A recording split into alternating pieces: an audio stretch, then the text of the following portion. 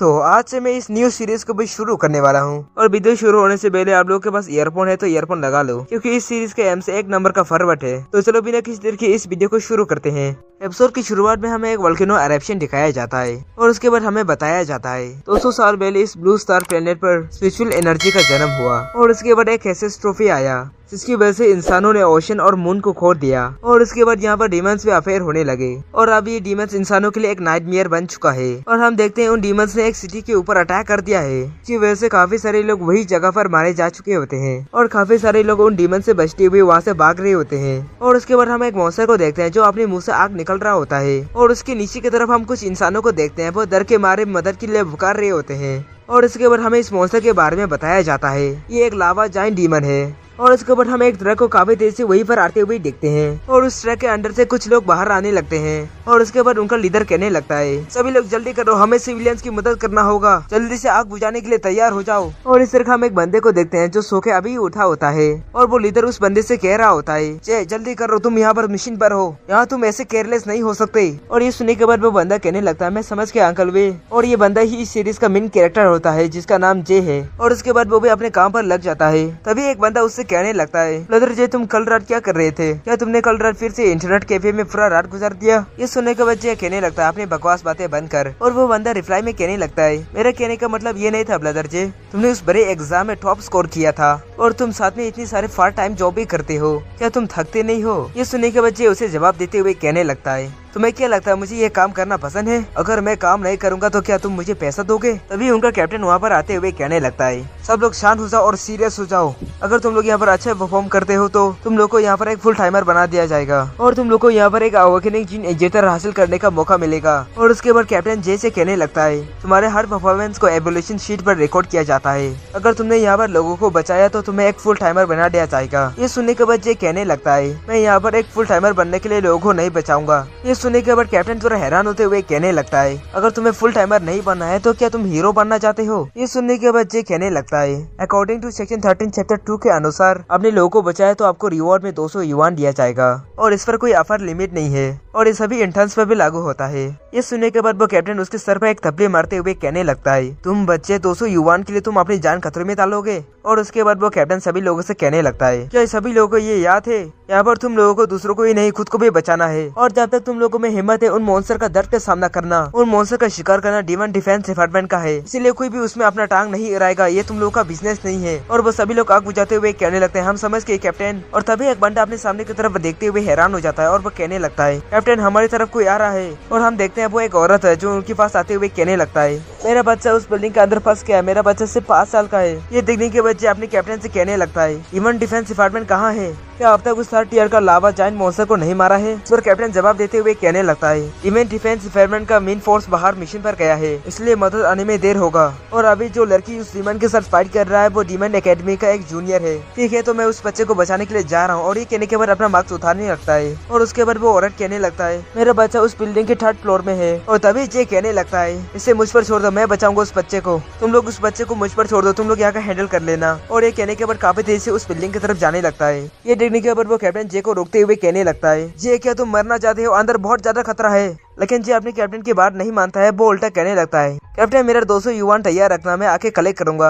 ये सुनने के बाद कैप्टन बस उसे जाते हुए दिखने लग जाता है और उसके बाद वो अपनी टीम की मेंबर से कहने लगता है, मेरा चेहरा क्या देख रहे हो, जाके आग बुझाओ। और इस तरह जे काफी तेजी से उस बिल्डिंग के अंदर घुसने लगता है और उसके बाद जे एक दरवाजे को लात मार के तोड़ते हुए अंदर घुस जाता है और वो अपने मन ही मन में कहने लगता है, ये 200 युआन कमाना बहुत मुश्किल है। लेकिन तभी ऊपर से एक अटैक काफी तेजी से उसकी तरफ बढ़ रहा होता है। ये देखने के बाद वो जल्दी से वहाँ से हट के बच जाता है और उसके बाद वो अपने सामने की तरफ देखते हुए अपने मन ही मन में कहने लगता है, ये तो एक सोनिक अटैक था। और हम उसके सामने की तरफ देखते हैं वो लड़के और वो डीमन एक दूसरे के साथ काफी खतरनाक फाइट कर रहा होता है और जे उनकी तरफ देखते हुए अपने मन ही मन में कह रहा होता है, ये लावा जाइंट डीमन सोनिक अटैक कर सकता है और ये लड़की क्या डीमन एकेडमी से है? तो ये होता है जिन वॉरियर का पावर, ये तो काफी अलग ही लेवल पर है। और तभी उसे किसी बच्चे के चिल्लाने की आवाज सुनाई देता है। ये सुनने के बाद वो जल्दी से उठ के उस डायरेक्शन की तरफ जाने लगता है और कुछ देर जाने के बाद उसे अपने सामने एक बच्चा दिखाई देता है और उसके बाद वो उस बच्चे से कहने लगता है, तुम्हारा बड़ा भाई तुम्हें बचाने के लिए यहाँ पर आ चुका है। और तभी उस बिल्डिंग का टूटा हुआ मालबा उस बच्चे के ऊपर गिरने वाला होता है और जी ये देख लेता है और वो जल्दी से जाकर उस बच्चे को उठा के वहाँ से बचा लेता है। और उसके बाद वो उस बच्चे से कहने लगता है, डरो मत बच्चे, तुम्हारा बड़ा भाई तुम्हारा साथ है। और ये कहने के बाद अपना मास्क उतार के उस बच्चे को पहना देता है। और उसके बाद उस बच्चे से कहने लगता है, मुझे कस के पकड़ लो। और फिर तेजी से उस बिल्डिंग से निकलने लगता है। और इस तरह बाहर उनकी टीम ने ऑलमोस्ट आग बुझा दिया होता है। और वहाँ की धुआं हटने के बाद वो लोग देखते हैं कि जे वहाँ पर पहुंच चुका है उस बच्चे को लेकर। ये देखने के बाद उसके सारे टीम मेंबर काफी ज्यादा खुश होते हैं और खुश से उसकी काफी ज्यादा तारीफ कर रहे होते हैं। और इस तरह बिल्डिंग के अंदर उस लड़के और डीमन को हम खतरनाक फाइट करते हुए दिखते हैं। वो लड़की उस मॉन्स्टर से बचते हुए ऊपर की तरफ जंप कर देता है और उसके बाद काफी तेजी से नीचे की तरफ उसके मॉन्स्टर के ऊपर अटैक करने के लिए आने लगता है। और वो मॉन्स्टर भी ये देखने के बाद अपने मुंह से आग निकलने लगता है। और उसके बाद दोनों की क्लैश की वजह से वहाँ पर बहुत बड़ा धमाका होता है। और उसके बाद हम देखते हैं वो मॉन्स्टर अपनी जान बचा के वहाँ से भाग रहा होता है। ये देखने के बाद वो लड़की भी उसका पीछे करने लगता है। और तभी वो मॉन्स्टर एक दीवार की तरफ भाग के जाने लगता है। ये देखने के बाद वो लड़की घबराते हुए अपने मन ही मन में कहने लगता है। और उसके बाद वो मॉन्स्टर अपने फायर पावर से उस दीवार को तोड़ देता है, जिसकी वजह से वो पूरा बिल्डिंग कोलैप्स होने लगता है। और ये देखने के बाद कैप्टन और उसकी साथी काफी तरह घबरा जाते हैं और उसका मलबा जे के ऊपर भी गिरने वाला होता है। और ये देखने के बाद कैप्टन और उनके सभी लोग चिल्लाने लग जाते हैं। और जे भी ये देखने के बाद अपने मन ही मन में कहने लगता है, आखिर ये क्या है, क्या मैं मरने वाला हूँ। और उसके बाद वो चिल्लाते हुए उस बच्चे को उनकी तरफ फेंक देता है, जिसकी वजह से तो वो बच्चा तो बच जाता है, लेकिन जे नहीं बच पाता। वो सारा मलबा जे के ऊपर गिरने लगता है। और वो बिल्डिंग पूरी तरह से कोलैप्स होने के बाद वो लोग वहाँ पर आते हुए जे को ढूंढने लगते हैं। तभी जे उन्हें एक जगह पर दिख जाता है जो बहुत सारे मलबा के बीच में दबा होता है। और उसके सीने में एक रॉड भी घुस गया होता है और अब तक उसमें थोड़ा जान बचा होता है। और वो कह रहा होता है, लगता है मैं सचमुच एक हीरो बन गया और मैंने 200 युआन भी कमा लिया, लेकिन अब इसका क्या फायदा जब मैं ही नहीं रहूंगा। लेकिन तभी वो लड़की वहाँ पर आते हुए जे से कहने लगता है, मुझे माफ कर दो, ये मेरी गलती है। और जे उस लड़की को देखने के बाद कहने लगता है, क्या ये कोई एंजल है। और इसके बाद हमें इस लड़की का नाम बताया जाता है, इसका नाम जंग जूली है। और अपने एमसी को मरते मरते उस लड़की का कीमती खजाना दिखाई देने लगता है। और उसके बाद वो उस लड़की से कहने लगता है, तुम्हारा ये पिंक पिगे काफी अच्छा है। ये सुनने के बाद वो लड़की गुस्सा होते हुए कहने लगता है, कितना फरबट है। लेकिन तभी वो देखता है कि अपना एमसी थपक चुका है। ये देखने के बाद वो लड़की परेशान होते हुए कहने लगता है, ए जागो, क्या तुम मुझे सुन सकते हो। लेकिन अपनी एमसी की किस्मत इतनी अच्छी है कि मरते मरते भी एक कीमती चीज देख के चला गया। और नेक्स्ट सीन में हम जे को पानी में डूबते हुए दिखते हैं और वो अपने मन ही मन में कह रहा होता है, तो मौत की फीलिंग ऐसी होती है, फाइनली मैं एक अच्छी नींद ले सकूंगा, अब मैं शांति से आराम कर सकता हूँ। लेकिन एनिंग की इंटरनेट स्पीड का क्या और टेंटेन का क्या होगा। टेंटेन का वाइटल डिजीज कब तक रह सकता है। और ये टेंटेन उसकी बहन का नाम है। और वो अपनी बहन को याद करते हुए कहने लगता है, मैं मर नहीं सकता, मैं अभी भी जीना चाहता हूँ। और ये कहने के बाद वो पानी के ऊपर की तरफ आने की कोशिश करता है। और इस तरह हम देखते हैं उसका ऑपरेशन हो रहा होता है और डॉक्टर्स उसकी तरफ देखते हुए कह रहे होते हैं, इसकी सारी हड्डियां टूट चुकी है और उसकी ऑर्गन्स भी डैमेज हो चुका है और लगातार खून भी बह रहा है, ये लड़का अभी मर चुका है। और एक डॉक्टर रिपोर्ट देखते हुए कह रहा होता है, 9:44 पर इसके हार्ट बीट रुक चुका है, अब इसका मौत कंफर्म हो चुका है। और ये सुनने के बाद कैप्टन और उसके साथी काफी दुखी हो रहा होता है उसके लिए। और कैप्टन कहने लगता है, मुझे माफ करना जे, मैं तुम्हारा अच्छा से ख्याल नहीं रख पाया। और इन सभी बातों को जे सुन पा रहा होता है और वो मन ही मन में कह रहा होता है, ए तुम लोग ये क्या कर रहे हो, मैं जिंदा हूँ, मुझे बचाया जा सकता है, ए तुम लोग ये क्या कर रहे हो। और उसके बाद उसे कॉफिन में डाल के जलाने के लिए डाल देता है और अब उसकी बॉडी जलने लगती है। और ये देखने के बाद वो अपने मन ही मन में कहने लगता है, लगता है अब मैं पक्का मरने वाला हूँ, अब मेरी बचने की कोई उम्मीद नहीं बची, अब मेरा अंतिम संस्कार हो रहा है। और एक जगह पर हम पानी को टपकते हुए देखते हैं और उसके बाद हम जे को देखते हैं, वो वहाँ पर पहुंच चुका होता है और वो अपने आसपास देखते हुए कहने लगता है, आखिर मैं कहाँ हूँ, ये कौन सी जगह है। और तभी उसकी नजर उसकी पेंडेंट की तरफ जाता है और वो कहने लगता है, ये तो मेरा पेंडेंट है, 10 साल पहले जिनसिंग में एक डिजास्टर आया था और उस वक्त मुझे ये रूइन में मिला था, मैंने इस चीज को अपने परिवार की निशानी के तौर पर रखा था, क्या ये चीज एक ट्रेजर है। और ये कहने के बाद वो उसे पकड़ लेता है, लेकिन वो बहुत गर्म होता है जिसकी वजह से उसके हाथ से वो छूट जाता है। ये देखने के बाद वो काफी ज्यादा हैरान होते हुए कहने लगता है, आखिर ये चीज क्या है। और तभी वहाँ का पानी ऊपर की तरफ आने लगता है और वो पेंडेंट एक बड़ा सा पैर में तब्दील हो जाता है। ये देखने के बाद तो जे काफी ज्यादा हैरान होता है और उसके बाद वो कहने लगता है, आखिर ये पैर अचानक से यहाँ कैसे आ गया और ये पैर इतना अजीब क्यों है। और उसे टच करने के बाद वो कहने लगता है, ये तो एक डिमोनिक ट्री है। और उसने जिस जगह पर हाथ रखा वो जगह क्रैक होकर वहाँ से काफी तेज एनर्जी निकलने लगता है। ये देखने के बाद तो वो हैरान होते हुए कहने लगता है, आखिर ये दोबारा से हो क्या रहा है। और वो एनर्जी ऊपर की तरफ जाके एक वॉल का फॉर्म ले लेता है और वहाँ पर एक आवाज कहने लगता है, demonic fake black foam, contracted demon, flame demon, demonization का कोर्स, दूसरों को रुलाना। ये सुनने के बाद जे कहने लगता है फ्लेम डीमन का कॉन्ट्रैक्ट आखिर ये क्या है। और तभी वो गोल्डन लाइट उसके अंदर जाने लगता है और वो आवाज कहने लगता है कोर्स पे हो चुका है, फ्लेम डीमन जिन इंजेक्ट हो चुका है, फ्लेम डीमन स्पिरिट बॉर्न हो चुका है, वैसे कॉन्ट्रैक्ट ट्रांसफॉर्म हो रहा है। और इस तरह हम कैप्टन को देखते हैं उसने जे की याद में अगरबत्ती की जगह बहुत सारे सिगरेट को जला दिया है। और तभी वो बंदा जो एसेस को निकालता है वो देख के हैरान होते हुए कहने लगता है आखिर यहाँ क्या गड़बड़ है। और उसकी इन बातों को सुनने के बाद कैप्टन भी कहने लगता है ये तुम इतने हैरान क्यों हो। और उस डेड बॉडी जलाने वाली जगह पर फिर से आग लग जाता है। ये देखने के बाद तो वो लोग काफी ज्यादा हैरान होता है। और कैप्टन अपने मन ही मन में कहने लगता है वो साउंड कैसा है, ये तो एक इंसान की दिल की धड़कने की आवाज है। और तभी वहाँ पर ब्लास्ट हो जाता है जिसकी वजह से वो लोग पीछे भटक जाते हैं। और उसके बाद कैप्टन खुद को संभालते हुए वापस से उस तरफ देखने लगता है। और हम देखते हैं जे अपने मुंह से आग निकलते हुए कहने लगता है क्या यहाँ कोई डॉक्टर है। और हम देखते हैं उसकी पूरी बॉडी से आग निकल रहा होता है और वो कहने लगता है मुझे अभी भी बचाया जा सकता है। और ये कहने के बाद वो कैप्टन की तरफ देखते हुए स्माइल करने लगता है। और नेक्स्ट सीन में हम हॉस्पिटल की तरफ देखते हैं। हम देखते हैं वहाँ पर बहुत सारी मैकेनिकल चीजें होता है। अब उसे सीधा हॉस्पिटल में होश आता है। और होश आने के बाद वो कुछ देर बिले को याद करता है जब उसके अंदर वो एनर्जी घुसा था। और ये रियलाइज करने के बाद उठते हुए वो अपने मन ही मन में कहने लगता है आखिर मैं कहाँ हूँ, ये कौन सी जगह है। और तभी हम वहाँ पर एक लड़की को देखते हैं। वो कह रहा होता है ये ऑलमोस्ट पूरा हो ही गया है इसलिए तुम हिलना मत। और ये सुनने के बाद जे उस लड़की की चंद्र की तरफ देखने लगता है। और उसके बाद उसकी नजर अपने हाथों की तरफ जाता है। वो मशीन जे को एक मैकेनिकल हैंड लगा रहा होता है। और वो लड़की जे की मैकेनिकल हैंड की तरफ देखते हुए कह रहा होता है पैनिक मत करना, तुम मुश्किल से अपनी जान बचा के वापस आ पाए हो। ये सुनने के बाद जे उससे पूछने लगता है ये कौन सी जगह है, तुम कौन हो। और वो लड़की बताने लगता है ये हाउटियन बायोलॉजिकल लेबोरेटरी है और मैं यूनियन इस लेबोरेटरी का इंचार्ज हूँ। वो याओली था जो तुम्हें यहाँ पर लाया। और ये सुनने के बाद जे कहने लगता है अच्छा तो ऐसा हुआ था। और उसके बाद यूनियन जे से कहने लगता है तो ठीक है तुम जरा अपने हाथ को हिलाने की कोशिश करना। और ये सुनने के बाद जे अपनी मैकेनिकल हैंड को ऊपर की तरफ उठाने लगता है। और वो काफी ज्यादा हैरान होते हुए कहने लगता है मेरा हाथ तो एकदम मैकेनिकल बन गया। और डॉक्टर यूनियन कहने लगता है ये एक लेटेस्ट मैकेनिकल आर्म है, इसकी पिछले ओनर ने इसे 10 kg T90 एक्सप्लोजन एक्सपेरिमेंट में यूज किया था। इसका पिछला ओनर अब राख में बदल चुका है लेकिन ये अभी भी सलामत है। और जे अपनी न्यू मैकेनिकल हैंड को देखते हुए काफी खुश होता है। और वो कहने लगता है ये बहुत ही इम्प्रेसिव है लेकिन ये याओली कौन है और वो मेरी मदद क्यों करेगा। ये सुनने के बाद डॉक्टर यूनियन कहने लगता है वो हाउटियन बायोलॉजिकल ग्रुप की तीसरी बेटी है जंग जूली, क्या तुम उसे जानते नहीं हो। और ये सुनने के बाद उसे वो लड़की याद आता है और वो अपने मन ही मन में कहने लगता है अच्छा तो उस डिवाइन लड़की ने मेरी मदद की।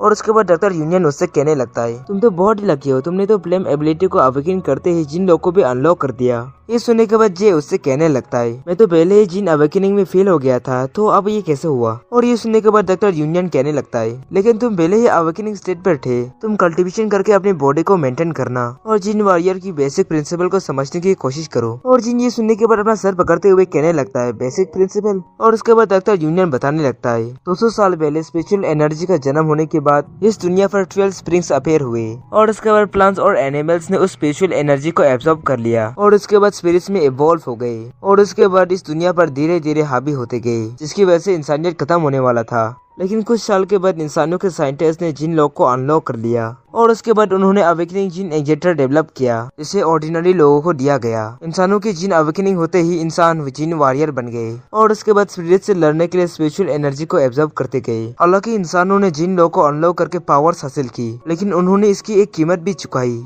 ये सुनने के बच्चे हैरान होते हुए कहने लगता है कीमत चुकाई, लेकिन कैसे कीमत। और उसके बाद डॉक्टर यूनियन इसके बारे में बताने लगता है। एग्जाम्पल के लिए डिमोनिक स्कार डिजीज। ये सुनने के बच्चे थोड़ा मायूस होते हुए कहने लगता है डिमोनिक स्कार डिजीज, इसके बारे में मुझे बताए। और उसके बाद वो अपने मन ही मन में कहने लगता है ये बीमारी मेरी बहन को भी है। अगर कोई डिमन कॉन्ट्रैक्टर कीमत चुकाने में फेल हो जाता है तो उसकी बॉडी में वो डिमोनिक स्कार आ जाएगा। और जब इस बीमारी का असर शुरू होता है तो ऐसा लगता है मानो उसकी बॉडी को कोई चीर रहा हो और उसकी हड्डियों को भी कोई मरोड़ रहा हो। ये बहुत ही दर्दनाक होता है। और ये सब सोचने के बाद वो डॉक्टर यूनियन से कहने लगता है ये डिमोनिक डिजीज कैसे ठीक हो सकता है। और उसके जवाब में डॉक्टर यूनियन कहने लगता है इस डिजीज को ठीक नहीं कर सकते, अब तक ऐसा कोई दवाई नहीं बना जो इसे ठीक कर सके।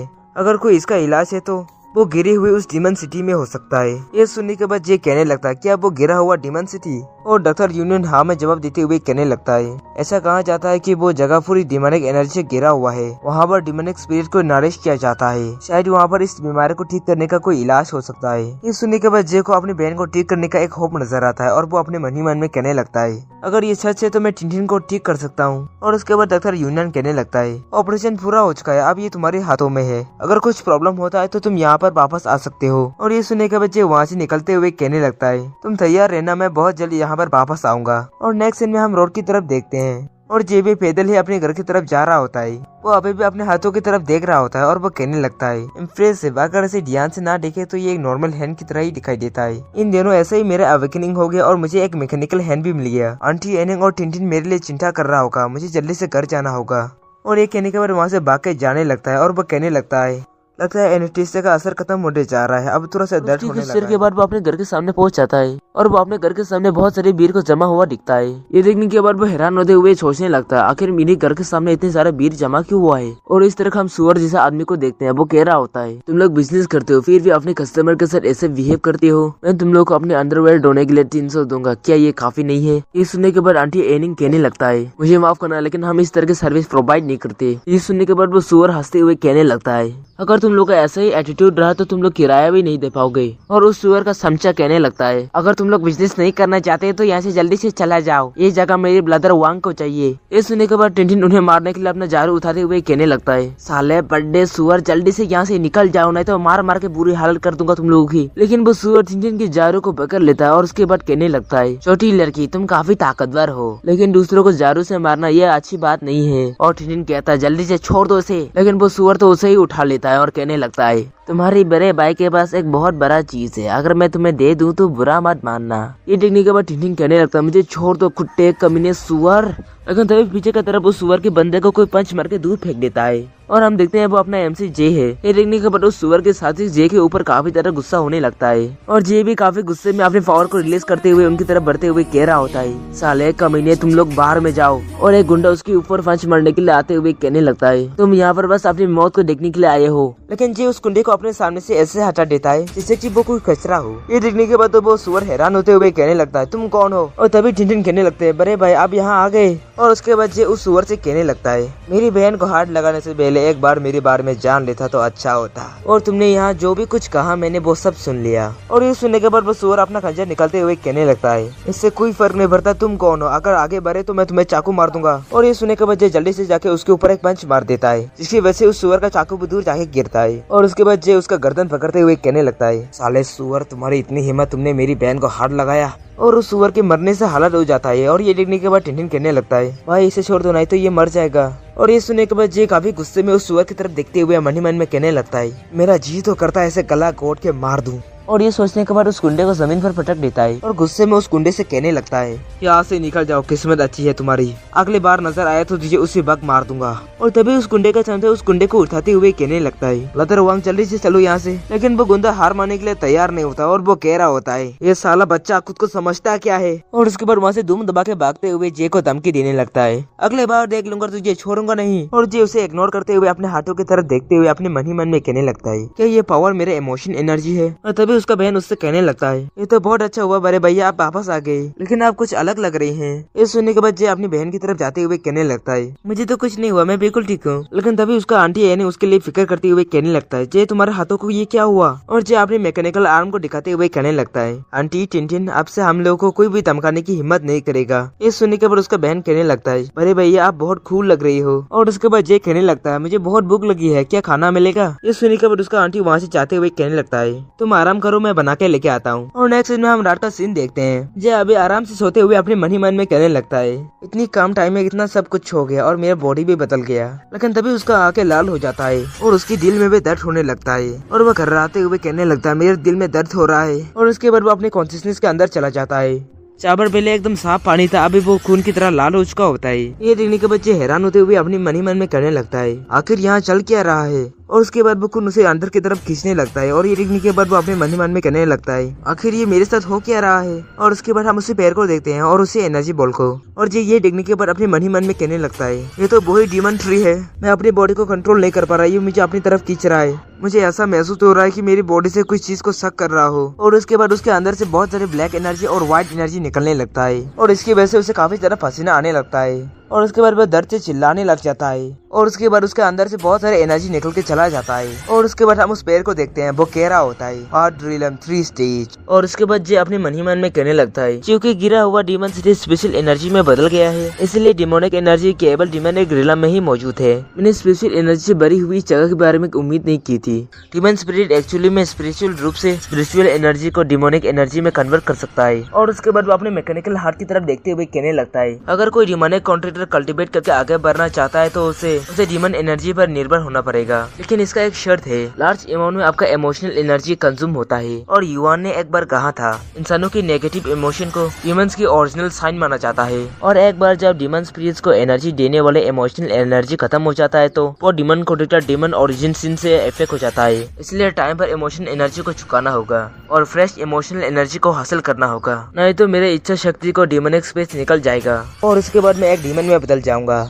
और अब हम नेक्स्ट डे का सीन देखते हैं। ये मार्केट से कुछ सामान खरीद के ले जा रहा होता है और तभी वो डॉक्टर यूनियन को टेक्स्ट कर देता है, मेरा एक सवाल है, अगर डीमन स्पिरिट मुझसे पेमेंट मांगे तो मुझे क्या करना चाहिए? इस पर डॉक्टर यूनियन जवाब में लिखता है बेहतर होगा कि तुम इसे अवॉइड करो। फॉर एग्जाम्पल कुछ लोग तो हर 3 दिन में वो वाले वीडियोस देखते हैं और कुछ लोग तो अपनी नाखूनों को उखाड़ने वाले अजीब काम करते हैं। ऐसा माना गया है ये सब कुछ उनकी पर्सनल ग्रोथ की एक्सपीरियंस के हिसाब से होता है। ये सुनने के बाद ये सोचने लगता है डैमेज जो मैंने इमोशनल एनर्जी स्टोर किया था वो सारी तो उन डीमन स्पिरिट्स ने खत्म कर दिया। मुझे उन्हें इमोशनल एनर्जी खिलाने के लिए कुछ तरीका ढूंढना होगा, लेकिन मैं कुछ भी अजीब नहीं करना चाहता। और तभी वो एक लड़की से टकरा जाता है जिसकी वजह से उसका सारा सामान गिर जाता है। ये देखने के बाद जे उसके ऊपर चिल्लाने लग जाता है, लेकिन तभी उसके मन में एक थॉट आता है, छोटी स्कर्ट और लंबी टांगे, क्या मैं उसकी स्कर्ट को उठाकर उसके अंडरवेयर को उतारकर उसे स्मेल करूँ क्या? और तभी उसे रियलाइज होता है और वो कहने लगता है ये मुझे क्या हो रहा था, मैं क्या सोच रहा था? और तभी वो लड़की उससे माफी मांगते हुए कहने लगता है मुझे माफ कर दो, मैं बहुत जल्दी में था, मैंने आपको नोटिस नहीं किया। और ये सुनने के बाद जे के ऊपर उसकी एनर्जी हावी होने लगता है और वो कहने लगता है क्या तुमने इतनी हैंडसम बंदे को नोटिस नहीं किया? अगर माफी मांगने से सब कुछ ठीक हो जाता तो पुलिस की क्या जरूरत थी? जल्दी बताओ तुम्हारा मेजरमेंट कितना है, कौन से कलर की चट्टी पहनी है, जल्दी से उतार के मुझे दे दो, मैं देखना चाहता हूँ। यार गाइस ये कहते समय मुझे कुछ अजीब ही लग रहा है। और ये सुनने के बाद वो लड़की हैरान होते हुए अपने मन ही मन में कहने लगता है आखिर ये बंदा मुझसे पूछ क्या रहा है? क्या वो चाहता है कि मैं इसका पेमेंट अपनी बॉडी से करूं? और उसके बाद वो उठते हुए अपनी स्कर्ट से धूल पोंछते हुए कहने लगता है यहाँ तो बहुत सारे लोग हैं, अगर तुम चाहो तो हम कॉर्नर में जाकर तुम मेरे साथ जो करना चाहो वो कर सकते हो। ये लड़की भी 1 नंबर की चालू निकली। और ये सुनने का बच्चे होश में आते हुए अपने मन ही मन में कहने लगता है अचानक से मैं इतना एक्साइटेड कैसे हो गया और मैं कब से इतना थरकी होने लगा? और तभी उसे रियलाइज होता है और वो अपने सर पकड़ते हुए अपने मन ही मन में कहने लगता है क्या यही वो चीज है तो डीमन स्पिरिट को मुझसे चाहिए? और उसके बाद वो वहाँ से भागते हुए कहने लगता है बहन जी मैं ऐसा लड़का नहीं हूँ, वो मैं नहीं था, ए भगवान ये मेरे साथ क्या हो रहा है? और तभी वो लड़की उसे इस तरह से भागते हुए देखने के बाद चिल्लाते हुए कहने लगता है तुम क्यों भाग रहे हो? भागना तो मुझे चाहिए। लेकिन जी इतनी तेजी से भाग के जाता है कि उसकी एक भी बात नहीं सुनता। और उसके बाद वो लड़की अपना फोन निकाल लेता है और उसकी फोन के लाइन में कोई होता है जो उससे कह रहा होता है चिंडी वहाँ क्या चल रहा है? क्या उस पर्सन का ऑरा कंफर्म हो गया? क्या वो एक नया डीमन कॉन्ट्रैक्टर है? और वो लड़की कहने लगता है वो तो यहाँ से भाग गया। और हम देखते हैं वो लड़की भी एक डीमन कॉन्ट्रैक्टर है। और उसके बाद वो कहने लगता है हाँ ये कंफर्म हो गया कि वो एक टेरोट है, लगता है हमारा तलाश खत्म हो गया है। उस पर्सन का एबिलिटीज को टेस्ट करने का मौका ढूंढो, लेकिन उसे भागने मत देना, नहीं तो हम मुसीबत में फंस जाएंगे। और उधर से कोई जवाब देते हुए कहने लगता है तुम फिक्र मत करो, मेरे हाथों से वो बच के नहीं जाएगा। और इस तरह हम जे को देखते हैं जो रास्ते से चलते हुए अपने पैसों को गिनते हुए अपने मन ही मन में कह रहा होता है ये सब कुछ मेरी इमोशनल एनर्जी की वजह से हुआ है। आज मैंने पार्ट टाइम जॉब में कुछ ही पैसा कमाया है। और तभी एक लड़की तेजी से आके उसकी बाहों में गिर जाता है। ये देखने के बाद वो हैरान होते हुए कहने लगता है भगवान ये मेरे साथ क्या हो रहा है? बहन तुम खुद को अब मेरी बाहों में क्यों फेंक रहे हो? ये सुनने के बाद वो लड़की प्यार से उसकी तरफ देखते हुए कहने लगता है तुम इतनी लेट से क्यों आए हो? तुम्हारे ड्राइविंग सर्विस खराब होती जा रहा है। ये सुनने के बाद उससे कहने लगता है सर तुम मुझे गलत समझ रहे हो, मैं तुम्हारा ड्राइवर नहीं हूँ। और ये सुनने के बाद वो लड़की उसे पैसा देते हुए कहने लगता है अपनी बकवास बातें बंद करो, तुम्हें क्या लगा मैं तुम्हें पैसा नहीं दूंगा? चलो जल्दी से मुझे अपने घर छोड़ दो। और जी उन पैसों को देखने के बाद अपने मन ही मन में कहने लगता है अगर इसके लिए मुझे पैसा मिल रहा है तो मैं ड्राइविंग का काम कर सकता हूँ। और उसके बाद वो सीधे जाके उस कार का दरवाजा खोलते हुए कहने लगता है मैडम ये आपका ड्राइवर आपके सर्विस के लिए हाजिर है। और उसके बाद रास्ते में जे पूछ रहा होता है बहन क्या आपका घर कुछ ज्यादा ही दूर नहीं है? अब इतनी दूर ड्रिंक करने के लिए उस बार में जाते हैं, ये तो काफी ज्यादा दूर हो गया ना, क्या आसपास कोई बार नहीं है? और तभी वो लड़की कहने लगता है यहाँ पर कितनी गर्मी है ना लिटिल ब्रदर, मैं तो गर्मी की वजह से फटने वाला हूँ, मुझे क्या करना चाहिए? इस सुनने के बाद जे उससे कहने लगता है मिस प्लीज अपना सीट बेल्ट लगा लो। और उसके बाद वो लड़की लिटिल ब्रदर कहते कहते उसके टांगों पर अपना हाथ रख देता है। ये देखने के बाद उसके हाथ को पकड़ के रोक लेता है और ये देखने के बाद वो लड़की कहने लगता है, लिटिल ब्रदर क्या तुम हमेशा ऐसे ही अनजान रहते हो? इस सुनने के बाद जे उससे कहने लगता है, सिस्टर क्या आप श्योर है कि आपका घर इसी तरफ है? मुझे तो नहीं लगता इस तरफ कोई रहता भी होगा। और ये सुनने के बाद वो लड़की कहने लगता है, यहीं पर गाड़ी रोक दो। ये सुनने के बाद जे कहने लगता है, गाड़ी रोक दो यहाँ पर? और उसके बाद वो लड़की उड़ जाता है और ये देखने के बाद जे थोड़ा सा हैरान हो जाता है। हाँ, इतना बड़ा सामान देखने के बाद हैरान होना तो बनता है। और उसके बाद वो लड़की जे के करीब आते हुए कहने लगता है, छोटे भाई यहाँ पर कोई नहीं है, तुम और बस मैं हूँ। तुम किसका इंतजार कर रहे हो? चलो शुरू करते हैं ना। ये सुनने के बाद जे हैरान होते हुए कहने लगता है, क्या शुरू करूँ? मैं यहाँ पर पैसे के लिए आया हूँ, मैं ऐसा लड़का नहीं हूँ बहन। और उसके बाद वो लड़की जे के फेस में अपना हाथ पिराते हुए कहने लगता है, सारा जमाना हसीनों का दीवाना और तू मुझे ही इनकार कर रहा है? इतनी खूबसूरत हसीना तुम्हारे सामने है और फिर भी तुम्हें पैसे की परी है। और ये कहने के बाद जे के करीब जाने लगता है और ये देखने के बाद जे उसे धक्का देते हुए कहने लगता है, मैं जिसे जानता नहीं मैं उसे अपना पहला किस चुराने नहीं दूंगा। लेकिन उसने इसमें ज्यादा ही पावर लगा दिया होता है जिसकी वजह से वो लड़की थोड़ा जोर जाके गिरता है। और ये देखने के बाद वो कहने लगता है, उप्स मैंने कुछ ज्यादा ही जोर लगा दिया, मुझे माफ कर देना बहन। लेकिन वो बहन माफ करने वालों में से नहीं था, वो तो अपना बहुत बड़ा मुंह खोल लेता है। और ये देखने के बाद तो जे काफी ज्यादा हैरान होते हुए कहने लगता है, आखिर ये चीज क्या है? और उसके बाद वो लड़की उसके ऊपर चढ़ते हुए कहने लगता है, मैं तुम्हें थोड़ा थोड़ा करके खाऊंगा। और जे उसे रोकते हुए कहने लगता है कि कितना डिस्गस्टिंग है। और हम बाहर उस कार के ऊपर की तरफ एक लड़की को देखते हैं। वो लड़की अपनी पावर्स को एक्टिवेट करते हुए कहने लगता है, आखिरकार ये मेरे सामने आ ही गया। और उसके बाद वो लड़की काफी तेजी से उस कार की तरफ बढ़ने लगता है और उसने अपनी पावर से एक तलवार भी बना लिया होता है। और उसके बाद वो काफी तेजी से उस कार के ऊपर अटैक कर देता है और उसके बाद उसके तलवार उस कार के अंदर घुस के उस लड़की की फेस की टेंटिकल्स को तुरंत काट देता है। और ये होता ही वो लड़की तुरंत वहाँ से निकल जाता है और उस कार के अंदर बस जाता है अपना MC जे। वो ये देखने के बाद अपने मन ही मन में कहने लगता है, आखिर यहाँ चल क्या रहा है? और उसके बाद हम देखते हैं वो कार 2 टुकड़ों में कट के ब्लास्ट हो गया होता है। और हम जे को देखते हैं वो एंड वक्त से वहाँ से निकल के बच गया होता है। और तभी उसकी पीछे से वो लड़की जिसने उस कार के ऊपर अटैक किया था और उसके साथी वहाँ पर आ जाते हैं। और इस तरह हम उस डेमन लड़की को देखते हैं जो उनके सामने आते हुए कहने लगता है, ये फिर से डीमन डिफेंस डिपार्टमेंट मेरे काम में टांग अड़ा रहा है। और इस तरह वो लड़की यूँ कहने लगता है, चैन हुआ आज रात तुम यहाँ से बच के नहीं जाओगे। ये सुनने के बाद वो डीमन लड़की कहने लगता है, क्या मैंने तुमसे कहा कि मैं यहाँ से भागना चाहता हूँ? और इस तरह जे कहने लगता है, आखिर यहाँ हो क्या रहा है? मैं तो बस एक पार्ट टाइमर हूँ, मैं इतनी बड़ी सीन को हैंडल नहीं कर सकता। और ये सुनने के बाद यू जे से कहने लगता है, चिल्लाओ मत, जाके कहीं पर छुप जाओ। और उसके पीछे वाला एक बंदा कहने लगता है, जल्दी से इन्हें पकड़ो, हमें इन्हें डिपार्टमेंट ले जाना है। और इस तरह वो डीमन लड़के हंसने लगता है और उसके बाद उन डीमन हंटर्स के ऊपर अटैक हो जाता है। लेकिन वो सभी डीमन हंटर्स उस अटैक को डॉज करके बच जाते हैं। और जी ये देख के हैरान हो ही रहा होता है, तभी उनसे कोई कहने लगता है, तुम लोगों में कुछ बात तो है। और उसके बाद हम वहाँ पर एक बंदे को देखते हैं जिसने वो अटैक किया होता है और वो कह रहा होता है, तो तुम लोगों का डायरेक्टर को पता चलेगा कि उसका तीसरा टीम नहीं रहा तो उसका एक्सप्रेशन देखने लायक होगा। अब मैं तुम लोग को यहाँ पर जिंदा खाने वाला हूँ। ये सुनने के बाद ये उसका नाम लेता है ली ज़ेंग। और उसके बाद वो ली ज़ेंग नाम का बंदा कहने लगता है, वैसे आज मैं यहाँ पर इस बच्चे के लिए आया था,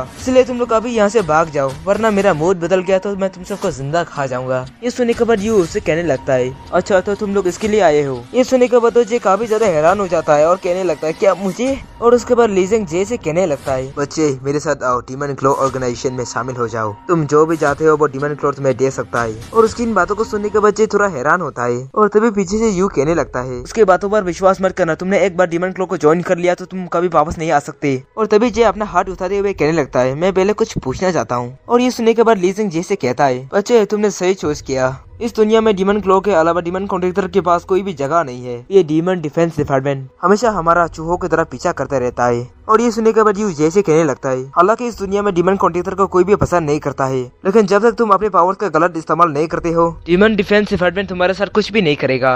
ये सुनने के बाद ली ज़ेंग यू पर बरकते हुए कहने लगता है, कैप्टन यू बस तुम अपना टाइम वेस्ट कर रहे हो, तुम लोग कभी भी रियलिटी को नहीं बदल सकते। और उसके बाद जे ली ज़ेंग से पूछने लगता है, मैं आपसे ये पूछना चाहता था कि आपकी डीमन क्लो ऑर्गेनाइजेशन के पास प्रोबेशन पीरियड है, क्या आप लोग ओवर टाइम के लिए पैसा देते हैं और क्या मुझे कोई सोशल इंश्योरेंस मिलेगा? ये सुनने के बाद तो ली ज़ेंग हैरानी से कहने लगता है, क्या कहा? और इस तरह यू और उसके साथियों की तरफ देखते हैं। जेकी इन बातों को सुनने के बाद तो वो लोग काफी ज्यादा हैरान हो चुके होते हैं। वो लोग भी सोच रहे होंगे इतना बड़ा बेवकूफ कैसे हो सकता है। और इस तरह वो डीमन लड़की गुस्से में चिल्लाते हुए जे से कहने लगता है, बच्चे क्या तुम मजाक कर रहे हो? क्या तुम्हें लगता है हम किसी तरह का लीगल ऑर्गेनाइजेशन है? ये सुनने के बच्चे उससे कहने लगता है, अगर ये लीगल ऑर्गेनाइजेशन नहीं है तो मैं ज्वाइन नहीं करूंगा। ये सुनने के बाद वो डीमन लड़की काफी ज्यादा गुस्सा होते हुए कहने लगती लगता है, तुम्हारी हिम्मत कैसे हुई हमारे साथ बकवास करने की। और तभी लीजिंग आगे बढ़ते हुए कहने लगता है, उसके साथ बकवास करना बंद करो, जाके उसे पकड़ो, मैं इन डीमन डिफेंस डिपार्टमेंट वालों को संभाल के आता हूँ। और ये कहने के बाद काफी तेजी से जाके यू के ऊपर अटैक कर देता है और यू भी उसके अटैक को डिफेंड करते हुए अपने साथियों से कहने लगता है, इसे मुझ पर छोड़ दो, तुम लोग जाके उस चैन हुआ को संभालो। और उसके साथी जोश में आते हुए कहने लगता है, हम समझ गए।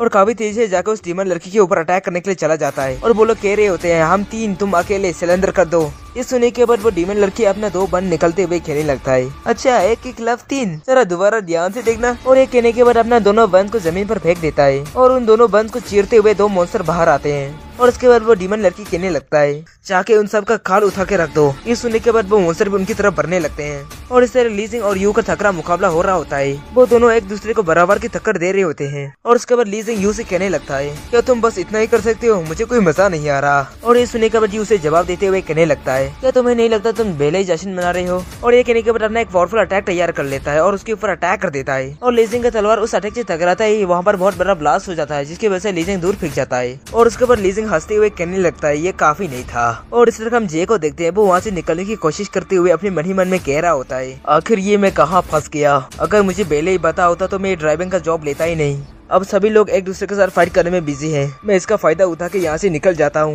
लेकिन तभी उसके सामने वो डीमन लड़की आ जाता है और कहने लगता है, छोटे भाई क्या तुम यहाँ से भागने के बारे में सोच रही हो। ये सुनने के बच्चे घबराते हुए उससे कहने लगता है, नहीं बहन तुम गलत समझ रही हो, तुम लोग बिजी थे ना, इसीलिए मैंने सोचा मैं वहाँ पर बैठ कर तुम सबको देखूंगा। ये सुनने के बाद वो डीमन लड़की अपने टेंटिकल से उसके ऊपर अटैक करते हुए कहने लगता है, बहुत हो गया तुम्हारा नाटक, अब मैं तुम्हें ठेस करके ही रहूंगा। और जे उस अटैक की वजह से दूर पटकते हुए कहने लगता है, मिस मुझे छोड़ दो, मुझे आप में बिल्कुल भी इंटरेस्ट नहीं है। ये सुनने के बाद लड़की उसके ऊपर अटैक करते हुए कहने लगता है, अब मैं तुम्हें जिंदा निकल जाऊंगा। और इस तरह यू उसे देख लेता है और अपने साथियों से कहने लगता है, ए तुम लोग जाके उसकी मदद करो। और जवाब में उसके साथी कहने लगता है, हम यहाँ पर बिजी है, हम नहीं जा सकते। और ये सुनने के बाद यू अपनी लड़ाई को छोड़ के जे को बचाने के लिए तेजी से जाने लगता है। लेकिन तब तक बहुत देर हो चुका होता है। वो डीमन लड़की जे को पूरी तरह से निकलने वाला होता है। तभी जे की आंखों से आग निकलने लगता है और फिर वहाँ पर बहुत बड़ा ब्लास्ट हो जाता है। और उसके बाद यू भी वहाँ पर पहुंच जाता है और वो अपने सामने की तरफ देख के हैरान हो जाता है और वो अपने मन ही मन में कहने लगता है, आखिर ये क्या है। और इस तरह हम उस डीमन लड़की को देखते हैं, वो जलते हुए चिल्ला रहा होता है। और ये देखने के बाद यू अपने मन ही मन में कहने लगता है, आखिर ये कैसे पॉसिबल हो सकता है, सिर्फ डिवाइन फेवर ही डिमंस को चोट पहुंचा सकता है, लेकिन इस लड़की ने ये कैसे किया। हम देखते हैं जे अपना होश खो चुका होता है। और तभी हम लीजिंग को देखते हैं जो काफी देर से उनकी तरफ अटैक करने के लिए बढ़ रहा होता है। और उसके पीछे की तरफ वो डीमन लड़की कह रहा होता है, इसने मेरा चेहरा बर्बाद कर दिया, मैं इसका खाल उतार दूंगा। और उसके बाद यू अपने साथियों से कहने लगता है, इधर उधर भटकना बंद करो, इस लड़की को लेके यहाँ से निकल जाओ, मेरी चिंता मत करना, तब तक मैं इन्हें रोक के रखता हूँ। और ये कहने के बाद वो प्रार्थना करते हुए अपने पावर को एक्टिवेट करने लगता है और उसके चारों तरफ बहुत सारे खून आ जाता है और उसकी पीछे की तरफ एक मून भी बन जाता है। और इस पावर को एक्टिवेट करने की वजह से उसके रूप भी बदल जाता है। और उसके बाद वो अपना एक ब्लड स्पेयर बना के लीजिंग के पेट में घुसा देता है। लेकिन लीजिंग उस ब्लड स्पेयर को पकड़ लेता है और उसके बाद वो हंसते हुए कहने लगता है, जैसे कि डिवाइन फेवर से एक्सपेक्ट किया था, तुम्हारा ये अटैक बहुत ही ज्यादा पावरफुल है, लेकिन मैं तुमसे कहीं ज्यादा ताकतवर हूँ। और उसके बाद वो भी अपना फॉर्म बदल लेता है जिसकी वजह से यू भी दूर भटक जाता है। और उसके बाद वो चिल्लाते हुए कहने लगता है, यू हाई तुम जे को प्रोटेक्ट करो, मैं ऐसे रोक के रखता हूँ। और इस तरह लीजिंग यू की तरफ काफी तेजी से बढ़ते हुए कहने लगता है, अपनी मौत का सामना करो। और उसके बाद लीजिंग यू की ब्लड पावर को मैनिपुलेट करके उसके ऊपर अटैक कर देता है। इस अटैक को खाने के बाद यू पीछे की तरफ भटक जाता है और उसके बाद लीजिंग चिल्लाते हुए कहने लगता है, तुम बहुत ही हिम्मत वाले हो जो मेरे सामने ऐसे बिना डरे हुए खड़े हो। और ये सुनने के बाद यू कहने लगता है, थोड़ी देर तक और इंतजार करो, हमारा रीइंफोर्समेंट बहुत ही जल्दी आने वाला है। लेकिन तभी लीजिंग तेजी से जाकर यू के पेट में अपना हाथ घुसा देता है और उसके बाद वो यू से कहने लगता है, रीइंफोर्समेंट आने से पहले ही तुम लोग जिंदा नहीं बचोगे। और यू का बहुत ज्यादा हालत खराब हो जाता है, इसकी वजह से वो जमीन पर गिर के बेहोश हो जाता है। और ये देखने के बाद लीजिंग कहने लगता है, डिवाइन स्टेट तो एक ही हिट में शैतर हो गया। और उसके साथ ही ये देखने के बाद काफी ज्यादा घबरा जाते हैं, अब हमें क्या करना चाहिए, हमारा रीइंफोर्समेंट अब तक नहीं आया है। और तभी जे के अंदर से बहुत सारा फायर निकलने लगता है।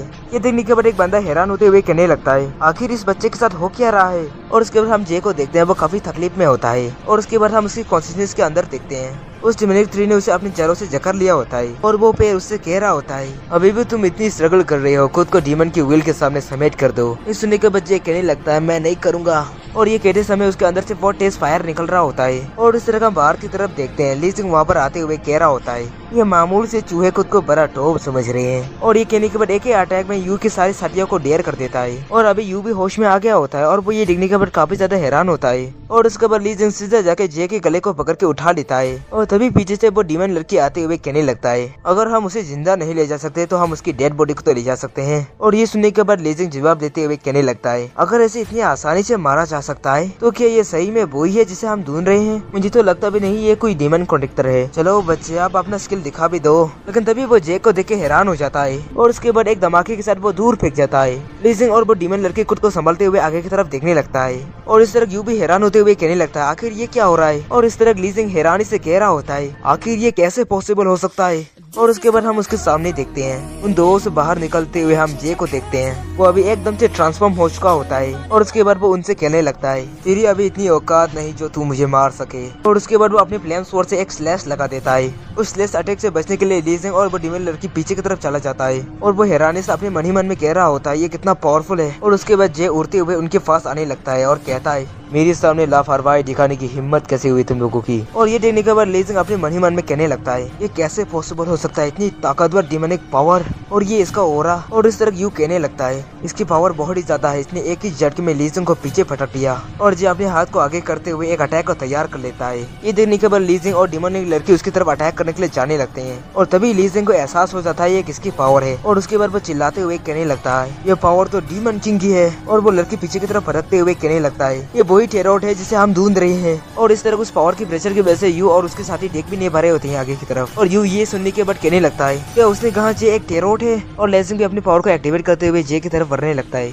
और ये देखने के बाद जे अपने मुट्ठी बंद करते हुए कहने लगता है यहाँ पर बस तुम्हें अपनी मौत मिलेगी। और उसके बाद लावा से बना हुआ एक ब्रांच लीजिंग के पेट में घुस जाता है और उस डीमन लड़की के पेट में भी वो लावा ब्रांच घुस चुका होता है। और उसके बाद वो दोनों दर्द में कराने लगते हैं। और उसके बाद लीजिंग दर्द में कराते हुए कहने लगता है कोस्ट किंग का मिशन पूरा हो चुका है। अब जिस पर्सन को ढूंढ रहे हैं वो हमें मिल चुका है। और वो डीमन लड़की दर्द में चिल्लाते हुए कहने लगता है मैं मरना नहीं चाहता। अब हम देखते हैं वो लोग जल के कंकाल बन चुके हैं। और उसके बाद वहाँ पर बहुत बड़ा ब्लास्ट हो जाता है जिसकी वजह से उनका नामो निशान मिट जाता है। और उसके बाद जे उनकी तरफ देखते हुए कहने लगता है तुम सारे चीजें डीमन ट्री के सेक्रीफाइस हो। और फिर वहाँ पर बहुत बड़ा धमाका हो जाता है और यू और उसके सारे साथी भी ये देख के काफी ज्यादा हैरान हो जाता है। और ये देखने के बाद यू कहने लगता है आखिर ये लड़का अचानक से ऐसा बदल कैसे गया। और उसके बाद वो लोग देखते हैं जे वहीं पर बेहोश होकर गिर चुका है। और ये देखने के बाद जल्दी से वो लोग उसकी तरफ बढ़ने लगते हैं और उसकी टीम के एक बंदा उससे कहने लगता है कैप्टन आखिर उसे हुआ क्या है। और यू उसे जवाब देते हुए कहने लगता है ऐसा लगता है डिमोनाइजेशन का असर खत्म हो गया है, हमें जल्दी से उसे चेक करना होगा। और उसके बाद वो लोग जे को उठाने लगते हैं और यू उसकी नब्ज को चेक करते हुए कहने लगता है ये अभी भी जिंदा है। और तभी एक बंदा उससे कहने लगता है ये तो बहुत खतरनाक है, हम इसे हैंडल कैसे करेंगे। इस पर यू हैरान होते हुए जवाब देने लगता है टेरोट को शामिल करना कोई छोटी बात नहीं है, चलो इसे बेले डिपार्टमेंट में ले जाते हैं। और ये कहने के बाद यू जे को उठाने लगता है। ये देखने के बाद वो बंदा कहने लगता है कैप्टन इसे मैं उठाता हूँ ना। इस पर यू जवाब देते हुए कहने लगता है तुम लोग बहुत ही सीरियसली इंजर्ड हो इसलिए इसे मुझे हैंडल करने दो, इन तुम यूनहो का ख्याल रखो। ये सुनने के बाद वो दूसरा वाला बंदा कहने लगता है ठीक है तो मैं डिपार्टमेंट को कॉन्ट्रैक्ट करता हूँ और उनसे पूछूंगा री एनफोर्समेंट कहाँ है। ये सुनने के बाद बेला वाला बंदा कहने लगता है अब तो हमें इसकी आदत से हो गई है, हमेशा वो लोग लड़ाई खत्म होने के बाद पहुँचते हैं। तभी यू का रंग बदल जाता है और उसका गाल लाल हो जाता है क्योंकि जे ने उसकी चंगू मंगू पर अपना हाथ रख दिया होता है। ये देखने के बाद वो चिल्लाते हुए जे को जमीन पर पटक देता है और जी ये सब करने के बाद उसे काफी मजा आ गया होता है और यू उसके ऊपर काफी ज्यादा गुस्सा हो चुका होता है। वो काफी गुस्से में जे की तरफ घुर के देख रहा होता है। ये देख के तो जे बहुत ज्यादा डर जाता है और वो कहने लगता है अगर मैं ये कहूँ कि वो मैंने जानबूझकर नहीं किया तो क्या तुम मुझ पर विश्वास करोगे। और यू गुस्सा होते हुए कहने लगता है साला थरकी। और वो अपने मनी मन में सोच रहा होता है ये बंदा तो पहले ही रिकवर हो चुका है, ऐसा लगता है उसने जिस डीमन के साथ कॉन्ट्रैक्ट किया है वो कोई मामूली नहीं है। और जे उससे कहने लगता है मैं देख सकता हूँ यहाँ पर मेरे लिए कुछ भी नहीं है, आज तेरा डिनर के लिए मेरा कोई इंतजार कर रहा है, मुझे जाना होगा। और एक के बाद वो वहाँ से निकलने लगता है। ये देखने के बाद ड्यूक उससे कहने लगता है रुको, तुम्हारी सेफ्टी के लिए बेटर होगा कि तुम हमारे साथ डिपार्टमेंट में चलो। ये सुनने के बाद जे उससे कहने लगता है इसकी जरूरत नहीं है क्योंकि मैं डीमन क्लो ऑर्गेनाइजेशन में शामिल नहीं होने वाला और वैसे भी हम लोग एक दूसरे को ठीक से नहीं जानते। लेकिन तभी उसके सामने यू की टीम मेंबर्स आ जाते हैं। ये देखने के बाद ये काफी ज्यादा डर जाता है। तभी पीछे से यू उसके कॉलर को पकड़ के अपनी तरफ खींच लेता है और उसके बाद कहने लगता है तुम फॉरवर्ड, तुम्हें क्या लगा हम तुम्हारे साथ डिस्कसिंग कर रहे थे। और जे उन लोगों से कहने लगता है मैं तुम सब के खिलाफ कंप्लेंट दर्ज करूंगा। और उसके बाद जे की मार खाने की आवाजें सुनाई देने लगता है। और नेक्स्ट सीन में हम देखते हैं बोला कार से डिपार्टमेंट की तरफ जा रहे होते हैं और जे कह रहा होता है आखिरकार ये लोग मुझे जबरदस्ती अपने साथ लेके जा रही हैं, लगता है आज मैं डिनर के लिए घर नहीं जा पाऊंगा। तो इस एपिसोड की शुरुआत में हम जे की कॉन्शियसनेस की तरफ देखते हैं। जे उस डिमोनिक ट्री की तरफ देखते हुए कह रहा होता है आखिर यहाँ पर डॉग स्पिरिट्स क्या कर रहे हैं। और उसके बाद हम वहाँ पर डॉग स्पिरिट्स को देखते हैं और जे उन्हीं को देखते हुए कह रहा होता है आखिर यहाँ पर चल क्या रहा है। अब मुझसे ये मत कहना कि अब मुझे इन्हें भी इमोशनल एनर्जी खिलाना है।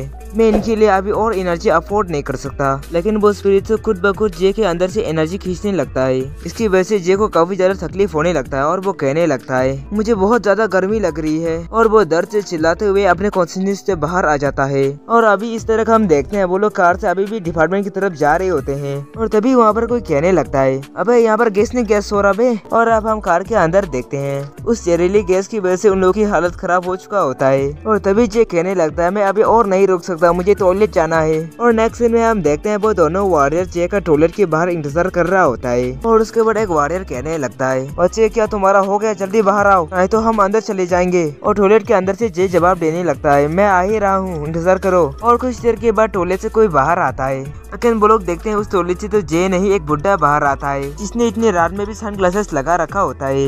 ये देखने के बाद तो वो दोनों वॉरियर्स काफी ज्यादा हैरान हो जाते हैं। और उसके बाद वो दोनों चिल्लाते हुए कहने लगते हैं ए बदबूदार गधे जल्दी बाहर आ, डिपार्टमेंट जाने के बाद जितना चाहिए उतना कर लेना। और वो बुढ़ा खांसते हुए वहाँ से निकल जाता है। और वो बुढ़ा उनसे दूर जाते ही अपना मास्क निकल लेता है। और हम देखते हैं वो बुढ़ा कोई और नहीं जे होता है, जो चुपके से उनकी तरफ देखते हुए अपने मन ही मन में कहने लगता है थैंक गॉड मुझे दूसरों को बेवकूफ बनाना अच्छी तरह से आता है, अब रात भर मुझे वहाँ पर ढूंढते रहना। और ये सोचने के बाद वो वहाँ से निकल जाता है और वो दोनों वॉरियर्स उसे वहाँ पर ढूंढते रह जाते हैं। और नेक्स्ट डे हम देखते हैं उनका चीफ उनके ऊपर चिल्ला रहा होता है वहाँ पर तुम्हारा पूरा ग्रुप था, फिर भी उस लड़के ने तुम लोग को चकमा देके वहाँ से निकल गया और तुम लोग मुंह उठा के यहाँ पर चले आए। मैंने कभी एक्सपेक्ट नहीं किया था कि वो टेरर कार्ड वही है। और उसके बाद हमें इस औरत के बारे में बताया जाता है ये मैजिक डिफेंस डिपार्टमेंट का चीफ चैंसी है। और यू चीफ चैंसी को एक्सप्लेनेशन देते हुए कहने लगता है चीफ इस इंसिडेंट के लिए मैं खुद रेस्पॉन्सिबिलिटी लेता हूँ। ये सुनने के बाद चीफ उनके ऊपर चिल्लाते हुए कहने लगता है अच्छा तो इसके लिए तुम रेस्पॉन्सिबिलिटी लेते हो तो जल्दी से जाओ और उसे मेरे सामने लेके आओ। ये सुनने के बाद यू चीफ के पास आते हुए कहने लगता है चीफ बस आप मुझे एक दिन का समय दीजिए, मैं आपको इसके एक्सप्लेनेशन दूंगा, चीफ प्लीज मेरा विश्वास कीजिए। ये सुनने के बाद चीफ चैंसी कहने लगता है ठीक है तो मैं तुम्हें सिर्फ एक दिन देता हूँ, और इसके अलावा उसके बारे में जितने भी इन्फॉर्मेशन है उन्हें लॉक कर दो, ये इन्फॉर्मेशन बाहर नहीं जाना चाहिए।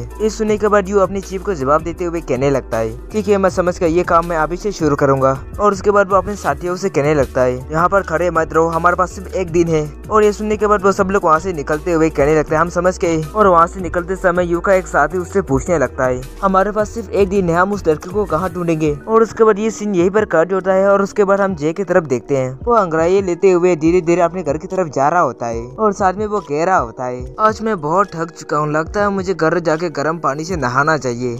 और तभी उसे अपने घर से अपनी बहन की चिल्लाने की आवाज सुनाई देता है जो भी हमारी शिन फैमिली को ऑफेंड करेगा मैं उसे छोड़ूंगा नहीं। और वो अपनी बहन की चिल्लाने की आवाज सुनने के बाद हैरान होते हुए अपने मन ही मन में कहने लगता है मेरे घर में फिर से कोई आके परेशान कर रहा है। और ये सोचने के बाद वो काफी गुस्से में अपने घर की तरफ बढ़ने लगता है, लेकिन वो देखता है कि उन गुंडों को पहले कोई मार के वहाँ से भगा रहा होता है और वो गुंडे उन्हें गाली देते हुए वहाँ से भाग रहा होता है। और घर के अंदर से टिनटिन अपना जारू निकल के बाहर आ रहा होता है और टिनटिन उन्हें गाली देते हुए कहने लगता है अगली बार यहाँ आए तो तुम लोग की सारी दांत तोड़ दूंगा। और जे अपनी बहन को इस तरह से उन गुंडों को भगाते हुए देखे तो काफी ज्यादा हैरान हो जाता है। और टिनटिन अपने भाई को घर वापस आते हुए देखने के बाद कहने लगता है बड़े भाई आखिरकार आप घर वापस आ ही गए। और उसके बाद जे काफी हैरानी से अपनी बहन से पूछने लगता है टिनटिन क्या तुमने ही उन गुंडों का ऐसा हाल किया क्या। और इसका जवाब देते हुए टिनटिन कहने लगता है नहीं ये मैंने नहीं किया, ये तो आपके गर्लफ्रेंड ने किया, वो काफी देर से आपका यहाँ पर इंतजार कर रहा है। ये सुनने के बाद तो जे और भी ज्यादा हैरान होते हुए कहने लगता है क्या मेरी गर्लफ्रेंड है और मुझे नहीं पता। और तभी घर के अंदर से यू बाहर आते हुए कहने लगता है अरे कैसे हो, इतना देर कहाँ लगा दिया। और जे हैरान होते हुए उससे पूछने लगता है तुम्हें मेरे घर के बारे में कैसे पता चला। ये सुनने के बाद उसे जवाब देते हुए कहने लगता है मुझे तो यहाँ पर आए हुए बहुत वक्त हो चुका है, तभी यहाँ पर कुछ गुंडे घुसाए और यहाँ पर बदतमीजी करने लगे और इसलिए मैंने उन्हें सबक सिखा दिया। और उसके बाद जे यू का हाथ पकड़ के वहाँ से लेके जाते हुए कहने लगता है तुम यहाँ पर जो भी कहने आए हो यहाँ पर मत कहना। ये देखने के बाद आंटी ये नहीं कहने लगता है जे कब इतना बड़ा हो गया पता ही नहीं चला, अब उसके पास एक गर्लफ्रेंड भी है। और उसकी बहन टिनटिन कहने लगता है बड़ा भाई अभी रेस्पॉन्सिबिलिटी नहीं लेना चाहता। और यू को अपने घर से दूर ले जाने के बाद जे यू से कहने लगता है अगर तुम्हें कोई प्रॉब्लम है तो मुझसे कहो, मेरी फैमिली को बीच में मत लाओ। ये सुनने के बाद यू उससे कहने लगता है तुम गलत समझ रही हो, मेरा कोई ऐसा इरादा नहीं था। और उसके बाद यू रात की नज़ारे को देखते हुए कहने लगता है देखो रात का सिनारी कितना खूबसूरत है। ये सुनने के बाद ये उससे कहने लगता है बहुत रात हो चुका है और तुम मेरे साथ नजारा देखने के लिए तो तुम मुझे नहीं ढूंढ रहे होगे। ये सुनने के बाद ये उसे जवाब देते हुए कहने लगता है कैटास्ट्रोफी आने के बाद ह्यूमन सिविलाइजेशन ऑलमोस्ट खत्म हो गया था और तभी जिन वॉरियर्स अफेयर हुए और उसके बाद उन्होंने मॉन्स्टर रेस और स्पिरिट रेस से लड़ाई लड़के इस जगह को बचाया। और उसके बाद वो जेल से वापस से कहने लगता है क्या तुम कुछ भी नहीं करना चाहते अपने परिवार और अपने दोस्तों के लिए। हमारी मैजिक डिफेंस डिपार्टमेंट में ज्वाइन हो जाओ, तुम्हारा फ्यूचर ब्राइट होगा। ये सुनने के बाद ये उससे कहने लगता है, सच कहूँ तो मैं तुम सब लोगों को एडमायर करता हूँ, क्योंकि तुम लोग अपनी जिंदगी को सेक्रीफाइस करके इंसानियत को बचा रहे हो। लेकिन मैं तुम लोगों से काफी ज्यादा अलग हूँ, क्योंकि मैं अपने घर और अपने दोस्तों को ही प्रोटेक्ट करता हूँ। ये सुनने के बाद ये उससे मुस्कुराते हुए कहने लगता है, मैं समझ सकता हूँ तुम अपनी बहन के इलाज के लिए इतनी मेहनत करते हो, लेकिन क्या होगा अगर मैं ये कहूँ कि मैजिक डिफेंस डिपार्टमेंट में तुम्हारी बहन को ठीक करने का एक इलाज है। ये सुनने के बाद हैरान होते हुए कहने लगता है, क्या मैजिक डिफेंस डिपार्टमेंट मेरी बहन को ठीक कर सकता है? और उसके बाद वो यूं से चिल्लाते हुए कहने लगता है,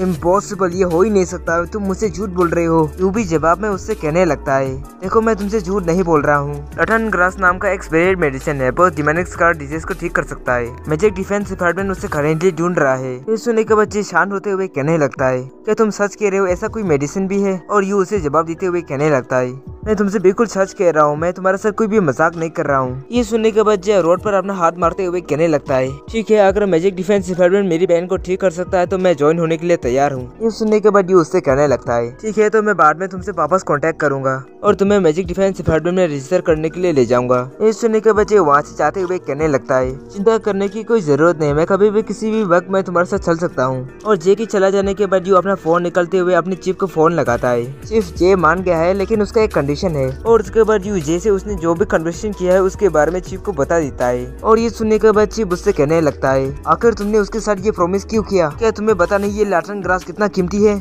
अगले 3 महीने के लिए तुम्हारा टीम का बजट आधा हो जाएगा। और उसके बाद ये सीन यहीं पर कट होता है और हम अगले दिन सिया हॉल की तरफ देखते हैं। और उसके बाद हम जे को वहीं पर आते हुए देखते हैं। वो उस बिल्डिंग की तरफ देखते हुए कह रहा होता है, टीम जारी है, काम करना जरूरी है। मैजिक डिफेंस डिपार्टमेंट में ज्वाइन होने के लिए अब तक उसने मुझसे कांटेक्ट नहीं किया। वो लोग मेरा एडवांटेज उठाने की कोशिश कर रहे हैं। और उसके बाद वो अपना फोन चलाते हुए बिल्डिंग के अंदर आ जाता है। और उसके बाद वो एक रूम के अंदर आ जाता है जहाँ पर कैप्टन होता है। और कैप्टन उससे कहने लगता है, बेवकूफ लड़के, तुम इतने लेट से क्यों आए हो? और उसके बाद जे का टीममेट जे से कहने लगता है, ब्रदर जे, हमारे सामने एक प्रॉब्लम खड़ा हो गया है। और उसके बाद जे अपना सामान रखते हुए कहने लगता है, किस तरह का प्रॉब्लम खड़ा हुआ है? और उसका टीममेट उसे बताने लगता है, ब्रदर जे, आपको ना डीमन हंटिंग एकेडमी में एक स्टूडेंट के रूप में रिक्रूट किया गया है। ये सुनने के बाद जे उस रिक्रूट डॉक्यूमेंट की तरफ ध्यान से देखने लगता है। और कैप्टन उससे कहने लगता है, बच्चे तुम बहुत ही लकी हो, अगर तुमने इस टेस्ट को पास कर लिया तो तुम्हें डीमन हंटिंग एकेडमी में जाने का मौका मिलेगा। और तभी जे उस डॉक्यूमेंट को फाड़ के फेंक देता है और कहने लगता है, डीमन हंटिंग एकेडमी, उसमें मुझे बिल्कुल भी इंटरेस्ट नहीं है। ये देखने के बाद कैप्टन काफी ज्यादा हैरान होते हुए कहने लगता है, बेवकूफ लड़के, क्या तुम दिन में सपने देख रहे हो? जल्दी करो और टेस्ट के लिए जाओ। और जे का टीम मेंबर भी उससे कहने लगता है, हाँ ब्रदर जे, आप डीमन हंटिंग एकेडमी में जाते हैं तो अब एक प्रोफेशनल डीमन हंटर बन सकते हैं।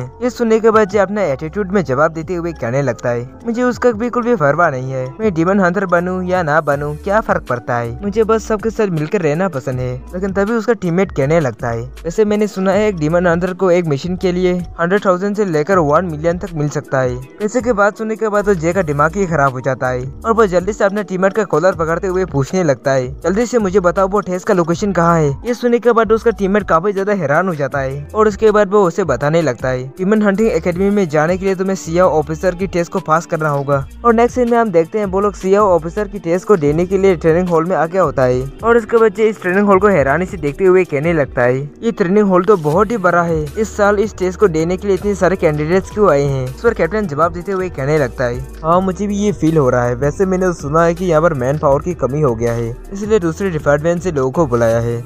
और तभी टेस्ट इंस्ट्रक्टर की नजर कैप्टन के ऊपर जाता है और वो कैप्टन से कहने लगता है, और भी यहाँ पर टेस्ट देने के लिए न्यू रिक्रूट्स को लेके आए हो? इस सुनने के बाद कैप्टन उससे जवाब देते हुए कहने लगता है, अगर मैं यहाँ लोगों को लेके नहीं आऊंगा तो क्या तुम्हारी नौकरी नहीं जाएगी? इस सुनने के बाद टेस्ट इंस्ट्रक्टर हंसते हुए कहने लगता है, ओल्वी तुम्हारी उम्र काफी हो चुकी है, अब तुम्हें रिटायर हो जाना चाहिए। वैसे भी सिर्फ आप एक मार्शल आर्टिस्ट है, जीन वॉरियर नहीं, इसलिए फ्रंट लाइन में आपका कोई जरूरत नहीं है। और उसके बाद कैप्टन अपने दोनों वॉरियर से कहने लगते हैं, तुम लोगों को यहाँ पर मेरा सर ऊंचा करना ही होगा। ये सुनने के बच्चे उसे जवाब देते हुए कहने लगता है, फिक्र मत कीजिए अंकल, भी हम आपका सर ऊंचा जरूर करेंगे। और तभी वो अपने सामने जंग जूली को देखता है और उसे देखने के बाद वो अपने मन ही मन में कहने लगता है, अरे ये तो वही लड़की है, आखिर वो यहाँ पर क्या कर रहा है? और जंग जूली भी जे को देख लेता है और वो भी अपने मन ही मन में कहने लगता है, ये तो वही लड़का है। और तभी उसके साथ वाला लड़की उससे पूछने लगता है, मिस ली क्या तुम मुझे जानते हो? ये सुनने के बाद जंग जूली कहने लगता है, मैं नहीं जानता।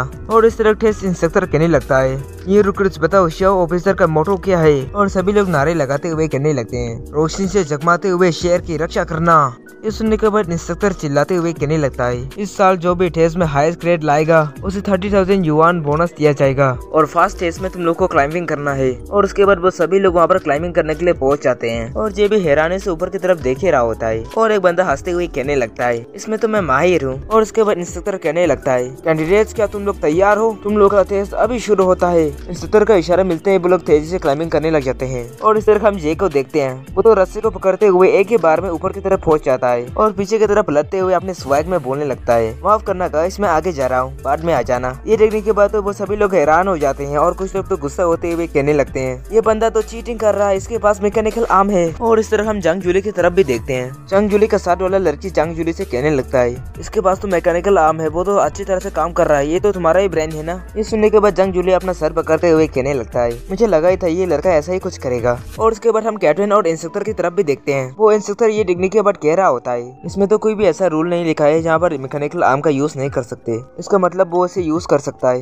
ये सुनने के बाद कैप्टन हंसते हुए उससे कहने लगता है, आखिरकार उस बेवकूफ लड़के ने मेरा सर ऊंचा कर दिया। और इस तरह हम जे को देखते हैं, वो अपना टेस्ट पूरा करके वहाँ से निकल रहा होता है। ये देखने के बाद दो लोग उसकी तरफ देखते हुए कहने लगते हैं, चीटिंग करके आया है और इतना एटीट्यूड दिखा रहा है। और दूसरा वाला बंदा कहने लगता है, अब इसे इतना खुशी मत बनाओ, अभी टेस्ट बाकी है चीटर। और जे एक्साइटेड होते हुए कहने लगता है, जल्दी से अगले टेस्ट की ओर चलो। और उसके बाद अगले टेस्ट के बारे में बताया जाता है, इस टेस्ट में तुम लोग को 3000 मीटर का रेस करना है, वो भी अपनी पीठ में एक मैनिक्विन को उठाकर। और उसके बाद हम लोग देखते हैं वो लोग अपनी मैनिक्विन के साथ स्टार्टिंग लाइन पर आ जाते हैं और जे अपनी मैनिक्विन की तरफ देखते हुए कहने लगता है, बस 3000 मीटर का रेस, ये तो मेरे लिए बहुत ही आसान है। और उसके बाद वो रेस भी शुरू हो जाता है और सभी लोग अपने मैनिक्विन को उठाकर तेजी से भागने लगते हैं। और इस तरह हम जे को देखते हैं, वो अपने मैनिक्विन को हाथ लगाते ही वो मैनिक्विन टूट जाता है। ये देखते ही वो कहने लगता है, ओ नहीं, ये मैनिक्विन जो टूट गया, आखिर ये इतना कमजोर क्यों है, अब मैं क्या करूँ? और वो सभी लोग आगे निकलते हुए देखने के बाद वो अपने मन ही मन में कहने लगता है, अब मैं क्या करूँ, मुझे जल्दी से कुछ करना होगा। और इस तरह कैप्टन चिल्लाते हुए कहने लगता है, बेवकूफ लड़के, तुम्हें इतना ताकत लगाने के लिए किसने कहा था, जल्दी से दूसरा मैनिक्विन ढूंढो।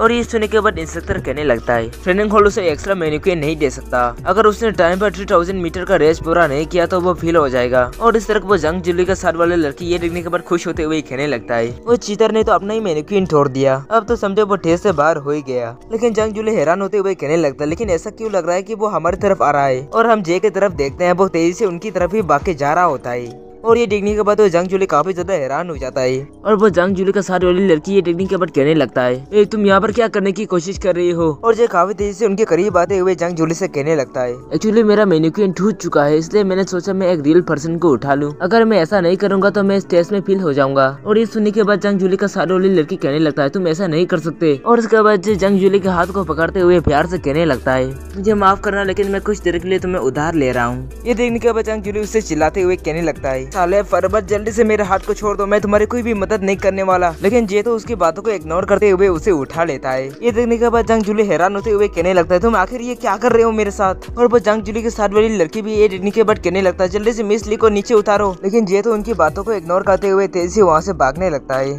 और उसके बाद वो उन सभी कैंडिडेट्स को पीछे छोड़ते हुए आगे निकल जाता है। और ये देखने के बाद वो कैंडिडेट्स गुस्सा होते हुए कहने लगते हैं, अरे ये चीटर तो एक रियल पर्सन को उठा के भाग रहा है। और दूसरा वाला बंदा कहने लगता है, क्या ऐसा भी कर सकते हैं? और इस तरह हम जंग जूली को देखते हैं, उसे देख के लगता है उसे काफी मजा आ रहा है। और वो अपने मन ही मन में कहने लगता है, मुझे मत देखो, मुझे बहुत एम्बैरेसमेंट फील हो रहा है, ये बंदा मेरे साथ आखिर ये क्या कर रहा है? और इस तरह इंस्ट्रक्टर ये देखने के बाद काफी ज्यादा हैरान हो जाता है। और ये देखने के बाद कैप्टन उससे कहने लगता है, क्यों ना चुका दिया ना मेरे लड़के ने तुम्हें भी। और इंस्ट्रक्टर कहने लगता है, इसके बारे में भी रूल्स में कुछ भी नहीं लिखा है। और इस तरह वो सभी कैंडिडेट्स उन मैनिक्विन्स को लेटा देता है। और इस आखिरी टेस्ट के बारे में बताया जाता है, इस टेस्ट में तुम लोगों को इंजर्ड लोगों का इलाज करना है।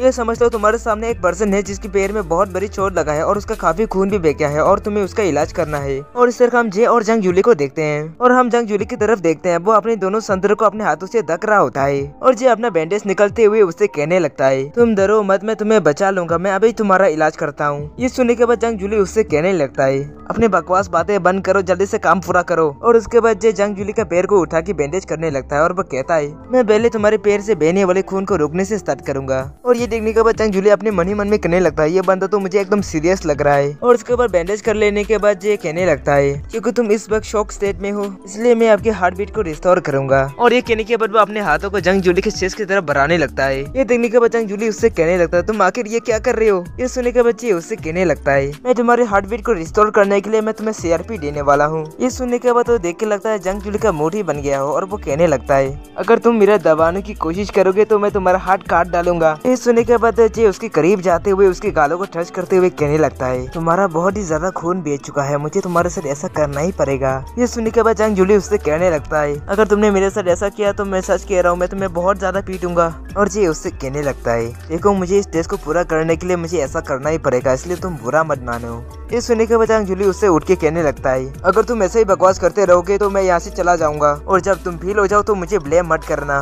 ये सुनने के बाद ये अपना सर गुजाते हुए कहने लगता है ठीक है तो मैं तुम्हारे साथ ऐसा कुछ भी नहीं करूंगा, लेकिन अगर एग्जामिनर तुमसे पूछे तो तुम ये नहीं कह सकते कि मैंने तुम्हारा इलाज नहीं किया। और ये सुनने के बाद जंग जूली उससे कहने लगता है ठीक है मैं कह दूंगा कि तुमने मेरा अच्छी तरह से इलाज किया। और अगले सीन में हम देखते हैं उन सभी लोगों ने अपना टेस्ट पूरा कर लिया होता है। अब वो लोग वापस से अपनी लाइन में आ चुके होते हैं और एग्जामिनर उन्हें रिजल्ट सुनाते हुए कहने लगता है अब ये टेस्ट पूरी तरह से पूरा हो चुका है। इस साल के कैंडिडेट्स की परफॉर्मेंस काफी अच्छा रहा। और तभी उन्हें अचानक से एक शोर सुनाई देने लगता है। इस आवाज को सुनने के बाद तो एग्जामिनर भी हैरान होते हुए कहने लगता है ये तो डिमोनिक डिजास्टर का अलर्ट है। और वो कैंडिडेट्स इस आवाज को सुनने के बाद काफी हैरानी से कहने लगते हैं क्या ये टेस्ट अभी भी खत्म नहीं हुआ है क्या यहाँ पर कोई हिडन टेस्ट शुरू हो रहा है। और तभी कैप्टन वहाँ पर काफी तेजी से आते हुए चिल्ला के कहने लगता है डिस्ट्रिक्ट 49 में बहुत बड़ा डिमोनिक डिजास्टर आया है। डिमोनिक डिजास्टर का लेवल अननोन है। टीम 7 के सभी लोग तुरंत यहाँ से चलो। और ये सुनने के बाद टीम 7 के सभी लोग जल्दी से कैप्टन के पीछे जाने लगते हैं। और इस तरह हम देखते हैं वहाँ पर बहुत बड़े बड़े विस्फोट हो रहा होता है। और हम वहाँ पर एक टीम को देखते हैं, उस टीम का एक लड़का घायल हो चुका होता है और कैप्टन उसे उठाते हुए अपने एक टीम मेंबर से कह रहा होता है जल्दी चलो यहाँ से, यहाँ पर अनडेड डॉग है। और उसके बाद वो लोग जल्दी से अपने ट्रक की तरफ जाने लगते हैं। और तभी वहाँ पर टीम 7 के सभी लोग भी पहुँच जाते हैं। और उस टीम का कैप्टन वी से कहने लगता है ऑल वी आखिरकार तुम लोग यहाँ पर आ ही गए। और उसके बाद कैप्टन वी वहाँ के सिचुएशन के बारे में पूछने लगता है। और उस टीम का कैप्टन जवाब देते हुए कहने लगता है ये एक G लेवल का डिमन डिजास्टर है, लेकिन ये अभी F लेवल में डेवलप हो रहा है, जिसमें 4 रैंक के अनडेड डॉग डिमन है और उनका बहुत बड़ा जून है। उन 4 रैंक के अनडेड डॉग डिमन के बारे में सुनने के बाद तो वो लोग काफी ज्यादा हैरान हो जाते हैं। ये सुनने के बाद ये कहने लगता है क्या अनडेड डॉग क्या ये ताकतवर होते हैं। और वो कैप्टन और भी बताने लगता है उनके पास काफी स्ट्रॉन्ग रीजनरेटिव एबिलिटी है, वो अपने कटे हुए फ्लेश की पीस से भी न्यू अनडेड डॉग में ट्रांसफॉर्म हो सकते हैं। उनके हर सर में अलग अलग एबिलिटी होते हैं, इसलिए उनका ताकत काफी भयानक है। इस सुनने के बाद कैप्टन भी सोचते हुए कहने लगते हैं इतनी स्ट्रॉन्ग क्रीचर्स का मैजिक डिफेंस डिपार्टमेंट यहाँ पर आ गए हैं। ये सुनने के बाद उस टीम का कैप्टन बताने लगता है मैंने उन्हें वहाँ पर नहीं देखा, वहाँ पर बहुत ज्यादा खतरा था इसलिए मैं बाहर जल्दी से निकल आया। ये सुनने के बाद कैप्टन भी उससे कहने लगता है अच्छा ठीक है तुम जल्दी से जाओ और मेडिकल ट्रीटमेंट ले लो, यहाँ पर हम संभाल लेंगे। और उसके बाद कैप्टन भी अपने साथियों से कहने लगता है अंदर की सिचुएशन के बारे में हमें अब तक कुछ भी नहीं पता है। हर ग्रुप में 2 लोग होंगे और वो लोग सिटी के अंदर जाके घायल लोगों को ढूंढेंगे और अगर उन्हें घायल लोग मिल जाते हैं तो वो लोग अपने सिचुएशन के बारे में रिपोर्ट करेंगे और वहीं पर इंतजार करेंगे और वहाँ पर कोई भी बेवकूफी नहीं करेगा। क्या तुम सभी लोग समझ गए। और वो सभी लोग चिल्लाते हुए कहने लगते हैं हम समझ गए कैप्टन। और उसके बाद कैप्टन जे के पास आके जे को मारते हुए कहने लगता है खास करके तुम बच्चे कोई भी बेवकूफी मत करना, इस बार तुम बेले की तरह लकी नहीं होगे। इस सुनने के बाद ये कहने लगता है मैं समझ के अंकल भी आप फिक्र मत कीजिए। लेकिन तभी उनके करीब ही एक बहुत बड़ा ब्लास्ट हो जाता है और उस ब्लास्ट की दुआ हटने के बाद वहाँ से एक अनडेड डॉग बाहर आता है और वो अनडेड डॉग उनकी तरफ देखते हुए भौंकने लग जाता है। ये देखने के बाद वो सभी लोग वहाँ से भागते हुए कहने लगते हैं अनडेड डॉग यहाँ पर आ चुके हैं, जल्दी से यहाँ से निकलो और कहीं पर छुप जाओ। और उसके बाद हम देखते हैं बहुत सारे अनडेड डॉग वहाँ से निकल के उनका पीछा करने लगते हैं और इस तरह के एक अनडेड डॉग कैप्टन के करीब पहुंच के कैप्टन के ऊपर अटैक करने ही वाला होता है। और तभी जी वहाँ पर आके उस अनडेड डॉग का सर काट के कैप्टन को बचा लेता है और उसके बाद जे उस अनडेड डॉग का सर को खत्म कर देता है और उसके बाद जे अपने पावर को रिलीज करने लगता है। और ये देखने के बाद जे का टीम मेंबर खुश होते हुए कहने लगता है ये तो ब्रदर जे है। और उसके बाद जे उस अनडेड डॉग के सामने खड़ा हो जाता है और ये देखने के बाद अंकल भी पीछे से कहने लगता है तुम बेवकूफ लड़के जल्दी से वहाँ से भाग जाओ, मैं तुम्हें दोबारा से शमशान नहीं ले जाना चाहता। इस सुनने के बाद जे अपने कैप्टन वी से कहने लगता है अंकल वी आप यहाँ से जाइए और दूसरों की मदद कीजिए, मैं यहाँ पर संभाल लूंगा। और उसके बाद जे उस अनडेड डॉग से कहने लगता है तुम मेरे सामने एक कुत्ते के बच्चे के अलावा कुछ भी नहीं हो, जल्दी से चलो मुझसे हाथ मिलाओ। ये सुनने के बाद वो अनडेड डॉग भी लाइक क्या ये मुझे कोई मामूली कुत्ता समझ रहा है। और उसके बाद वो जे को काटने के लिए अपना बड़ा सा मुंह खोलने लगता है। ये देखने के बाद जे उससे कहने लगता है तुम तो बहुत ही रूड हो कुत्ते के बच्चे। और ये कहने के बाद जंप कर देता है और उसके अटैक से बच जाता है। उसके बाद वो अपना फ्लेम डीमन कॉस्प्लेट निकाल लेता है और उसके बाद वो काफी तेजी से जाकर उस अनडेड डॉग का सर उड़ा के काफी स्टाइल में लैंड करता है और उसके बाद वो उस अनडेड डॉग के कटे हुए सर की तरफ देखते हुए अपने पावर्स को रिलीज करने लगता है। और इस तरह जे की इतनी खतरनाक रूप को देखने के बाद उसके टीममेट कहने लगते हैं क्या ये वही ब्रदर जे है जिसे हम जानते हैं। और दूसरा वाला बंदा कहने लगता है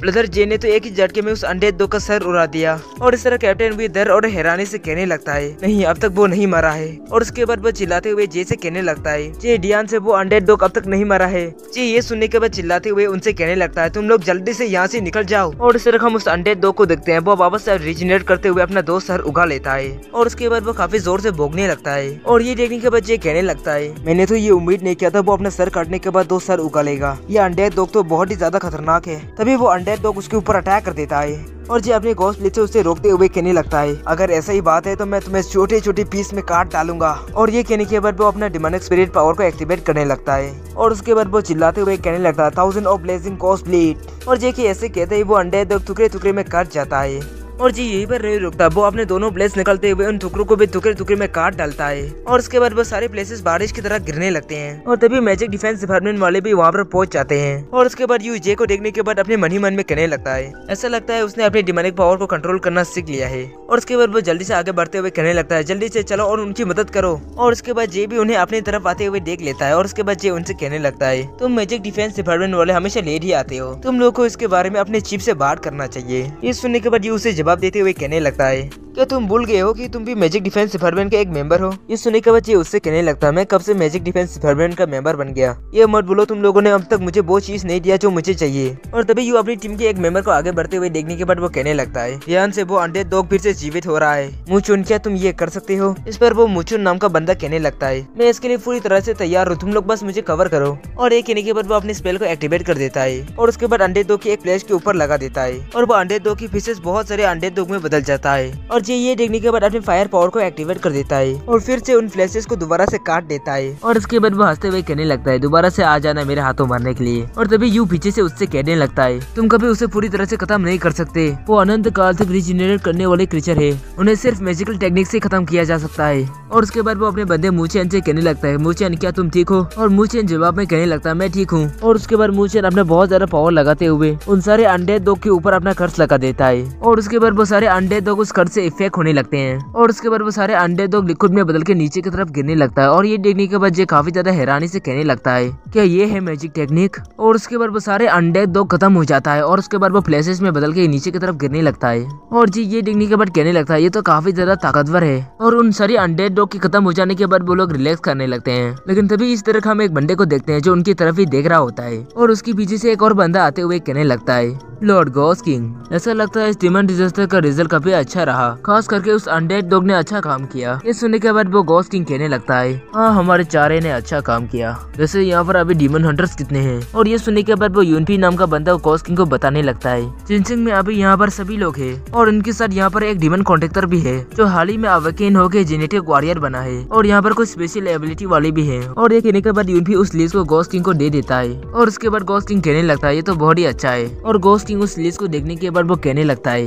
ये जे नाम का लड़का मुझे काफी इंटरेस्टिंग लग रहा है। और इस तरह हम जे की कॉन्सियसनेस की उस ट्री की तरफ देखते हैं, वो बहुत सारे ह्यूमन इमोशंस को अपने अंदर एब्जॉर्ब कर रहा होता है। और जी ये सब देखने के बाद कहने लगता है इंसानों की इमोशन वो भी डिमोनिक ट्री के लिए एक अच्छा खाना बन सकते हैं। और उसके बाद हम उस डिस्ट्रॉय हुई सिटी को देखते हैं, अभी वहाँ पर कंस्ट्रक्शन का काम चल रहा होता है और कुछ डॉक्टर घायल लोगों का इलाज कर रहे होते हैं। और उसके बाद हम जे को देखते हैं वो सिटी से निकल रहा होता है। और उसके बाद हम कैप्टन वी को देखते हैं, वो कह रहा होता है मैं इतने सालों से सियाओ का एक ऑफिसर रहा हूँ और मैंने बहुत सारी लाइफ एंड डेथ की सिचुएशन को भी फेस किया है, लेकिन हर बार डिमन रजिस्टर की खत्म हो जाने के बाद मुझे तब भी शांति नहीं मिलती। तभी जे कैप्टन वी के पास आते हुए कहने लगता है कैप्टन वी क्या आप ठीक हो। और कैप्टन वी उससे कहने लगता है मैं बुढ़ा जरूर हो गया हूँ लेकिन मैं मर रहा नहीं हूँ, तुम्हें मेरी चिंता करने की जरूरत नहीं है। ये तुम अपने अंकल की बात सुनो, तुम यहाँ से चले जाओ, अपनी पढ़ाई को आगे बढ़ाने के लिए डिमन हंटिंग एकेडमी में जाओ और एक डिमन सफेसर बन जाओ, तुम्हारा फ्यूचर ब्राइट होगा। ये सुनने के बाद जे कैप्टन वी से कहने लगता है क्या सीओ ऑफिसर बन के लोगों को डिजास्टर से बचाना क्या ये बेटर नहीं होगा। ये सुनने के बाद कैप्टन वी कहने लगता है बेवकूफ बच्चा, हम जिन लोगों को बचा सकते हैं उनका कोई अंत नहीं है। सीओ के एक ऑफिसर बनने से डिमन डिजास्टर को नहीं रोक सकते, लेकिन तुम एक डिमन हंटर बन जाते हो तो डिमोनिक डिजास्टर आने से पहले ही तुम उन्हें रोक सकते हो और ये तो सीओ के एक ऑफिसर बनने से कहीं ज्यादा बेटर है। और उसके बाद जे कैप्टन वी से कहने लगता है अंकल वी मैं हमेशा से आपसे एक बात पूछना चाहता था। ये सुनने के बाद अंकल वी उससे कहने लगता है क्या ये बात 10 साल पहले जिनसिंग में हुई उस डिमन डिजास्टर के बारे में है। मैं दोबारा से उस सीन को याद नहीं करना चाहता। और ये कहने के बाद वो बताने लगता है 10 साल पहले डंगटियन डीमन रिलम से डेक्से में कुछ लोग आए और उन्होंने एक ही बार में सिटी को डिस्ट्रॉय कर दिया। उसे हुए अभी 10 साल हो चुका है, तुम अभी मुझसे उसके बारे में क्यों पूछ रहे हो? और ये सुनने के बच्चे अपने उसी पेंडेंट को निकलते हुए कहने लगता है क्योंकि वो डीमन डिजास्टर मेरी जिंदगी का सबसे बड़ा एक्सपीरियंस था और ऐसा लगता है ये उसी से जुड़ा हुआ है, मुझे इसके बारे में पता लगाना होगा। और ये कहने के बच्चे वहाँ से जाने लगता है। ये देखने के बाद अंकल भी उससे कहने लगता है ये क्या तुम्हारे साथ कुछ गड़बड़ है क्या? ये सुनने के बच्चे जवाब देते हुए कहने लगता है इससे कोई बात नहीं है, मैं तो बस पूछ रहा था, वैसे यहाँ सब कुछ खत्म हो चुका है तो मैं अपने घर जा रहा हूँ। और ये कहने के बाद वो वहाँ से चला जाता है। ये देखने के बाद अंकल भी उससे चिल्लाते हुए कहने लगता है मैंने तुमसे जो कहा उसके बारे में मत बोलना, डीमन हंटिंग एकेडमी में जाओ। और जे वहाँ से जाते हुए कहता है ठीक है अंकल भी, मैं इसके बारे में सोचूंगा। और वो जाते हुए कैप्टन से कहने लगता है बाद में मेरे लिए बोनस अप्लाई करने के लिए मत भूलना, आज मैंने 341 लोगों को बचाया है, इसका 68,200 युआन बनता है। और ये सुनने के बाद कैप्टन भी उसके ऊपर चिल्लाते हुए कहने लगता है बेवकूफ बच्चे, अभी भी तुम्हें पैसे की परी है। और इस तरह से अपने घर की तरफ जा रहा होता तभी उसके पास एक फोन आता है और वो फोन उतारते ही उस तरह से यू कहने लगता है कल सुबह मैजिक डिफेंस डिपार्टमेंट में आ जाना, हमारा चीफ तुमसे मिलना चाहता है। ये सुनने के बाद ये कहने लगता है मैं नहीं जाऊंगा क्योंकि तुमने अब तक मुझे वो चीज नहीं दिया जो मुझे चाहिए। ये सुनने के बाद कुछ और मत समझ लेना गाइस, ये लाटन ग्रास के बारे में बात कर रहा है। और उधर से यू जवाब में कहने लगता है 3 washing demon scar suppressor, 1000 pin pills, ginseng general hospital का green card, lifetime free medical care, अगर तुम यहाँ पर कल आओगे तो ये सब कुछ तुम्हें मिलेगा। ये सुनने के बाद तो जे का रवैया ही बदल जाता है क्योंकि वो भी मेरी तरह एकदम लालची इंसान है। मेरी प्रिंसेस यू कल तुम मुझे बोला और मैं नहा हूँ, ये तो हो ही नहीं सकता। कुछ देर पहले मेरा दिमाग खराब हो गया था क्योंकि आज मैंने बहुत ज्यादा काम कर लिया था, इसीलिए मैंने तुम्हारे साथ जो बिहेव किया उसके लिए तुम मुझे कल मार भी सकते हो और तुम मुझे जैसे भी पनिशमेंट दो मैं उसके लिए तैयार हूँ। ये सुनने के बाद यू भी कहने लगता है ये बंदा तो एक नंबर का पागल है। और नेक्स्ट डे हम जे को देखते हैं, वो दिए हुए लोकेशन पर पहुंच गया होता है।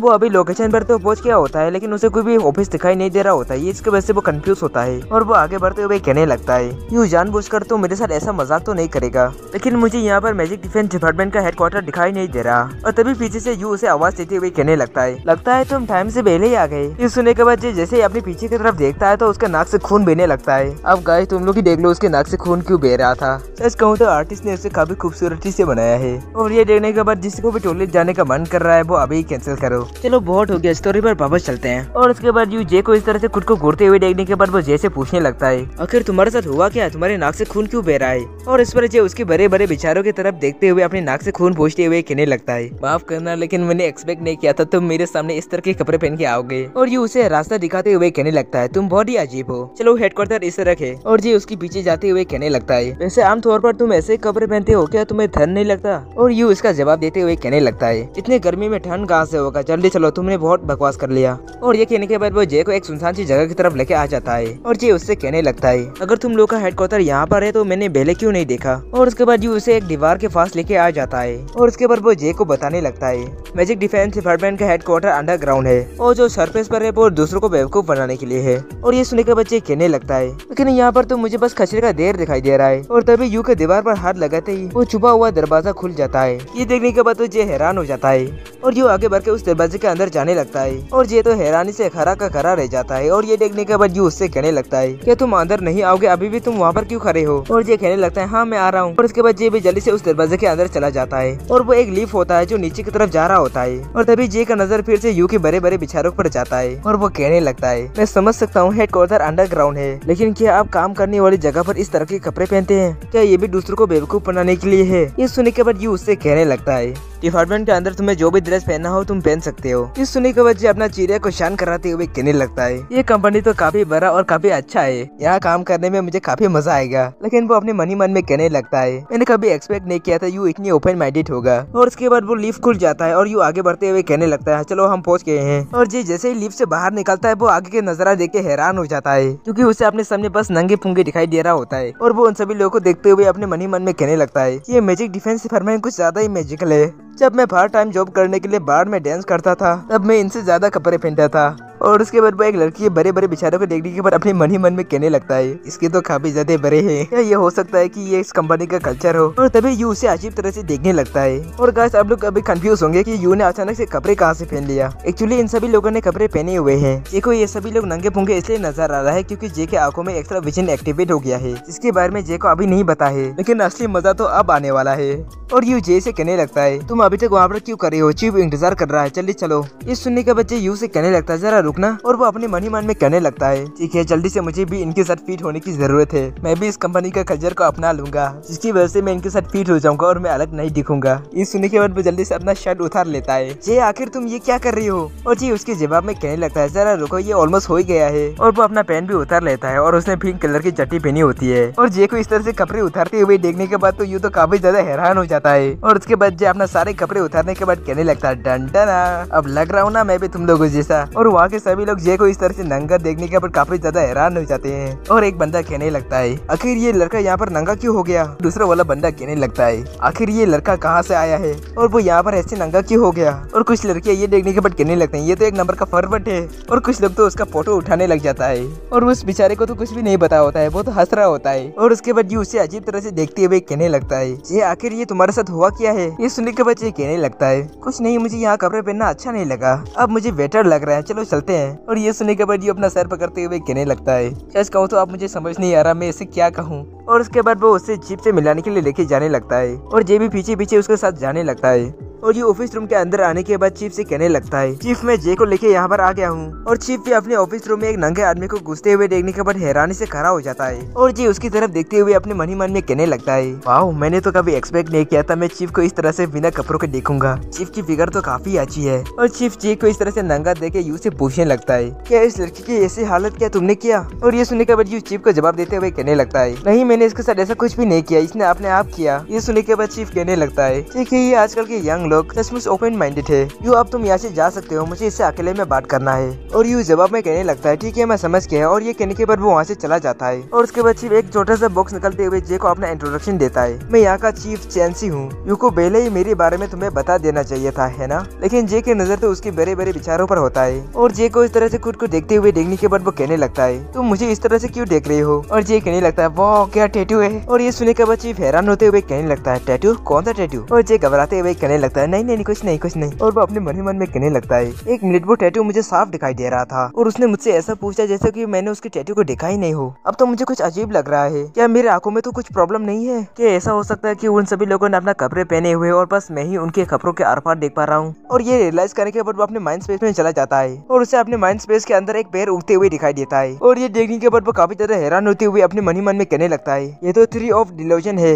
और उस पैर को देखने के बाद उसे कुछ याद आता है और उसके बाद वो सोचने लगता है ये तो सियाओ होल में इंजेक्ट किया हुआ जिन सीरम है, क्या ये हो सकता है मेरी बॉडी का अंदर जिन अवेकन हो रहा हो? और उसके बाद उस पैर को छूने लगता है और उसके बाद वो अपने मन ही मन में कहने लगता है आई ऑफ डिल्यूजन, क्या इसका मतलब ये है कि मैंने एक नया जिन लॉक स्किल खोल लिया? क्या मैं चीजों के आर पार देख सकता हूँ? और तभी वो ये रियलाइज करने के बाद शॉक हो जाता है और उसके बाद वो अपने मन ही मन में कहने लगता है इसका मतलब इन सभी चीजों का कंपनी के कल्चर से कोई लेना देना नहीं था। इसका मतलब उन सभी लोगों ने कपड़े पहने हुए हैं और यहाँ पर सिर्फ नंगा मैं हूँ। और चीफ उससे कहने लगता है जे तुम्हें क्या हुआ है? और जे तो अपने मन ही मन में सोचने लग जाता है म्यूजिक डिफेंस डिपार्टमेंट का पहला दिन और मैं सबके सामने अपना कपड़ा खोल के पूरे हॉलवे में अंदर वेयर में अकेला घूम रहा था।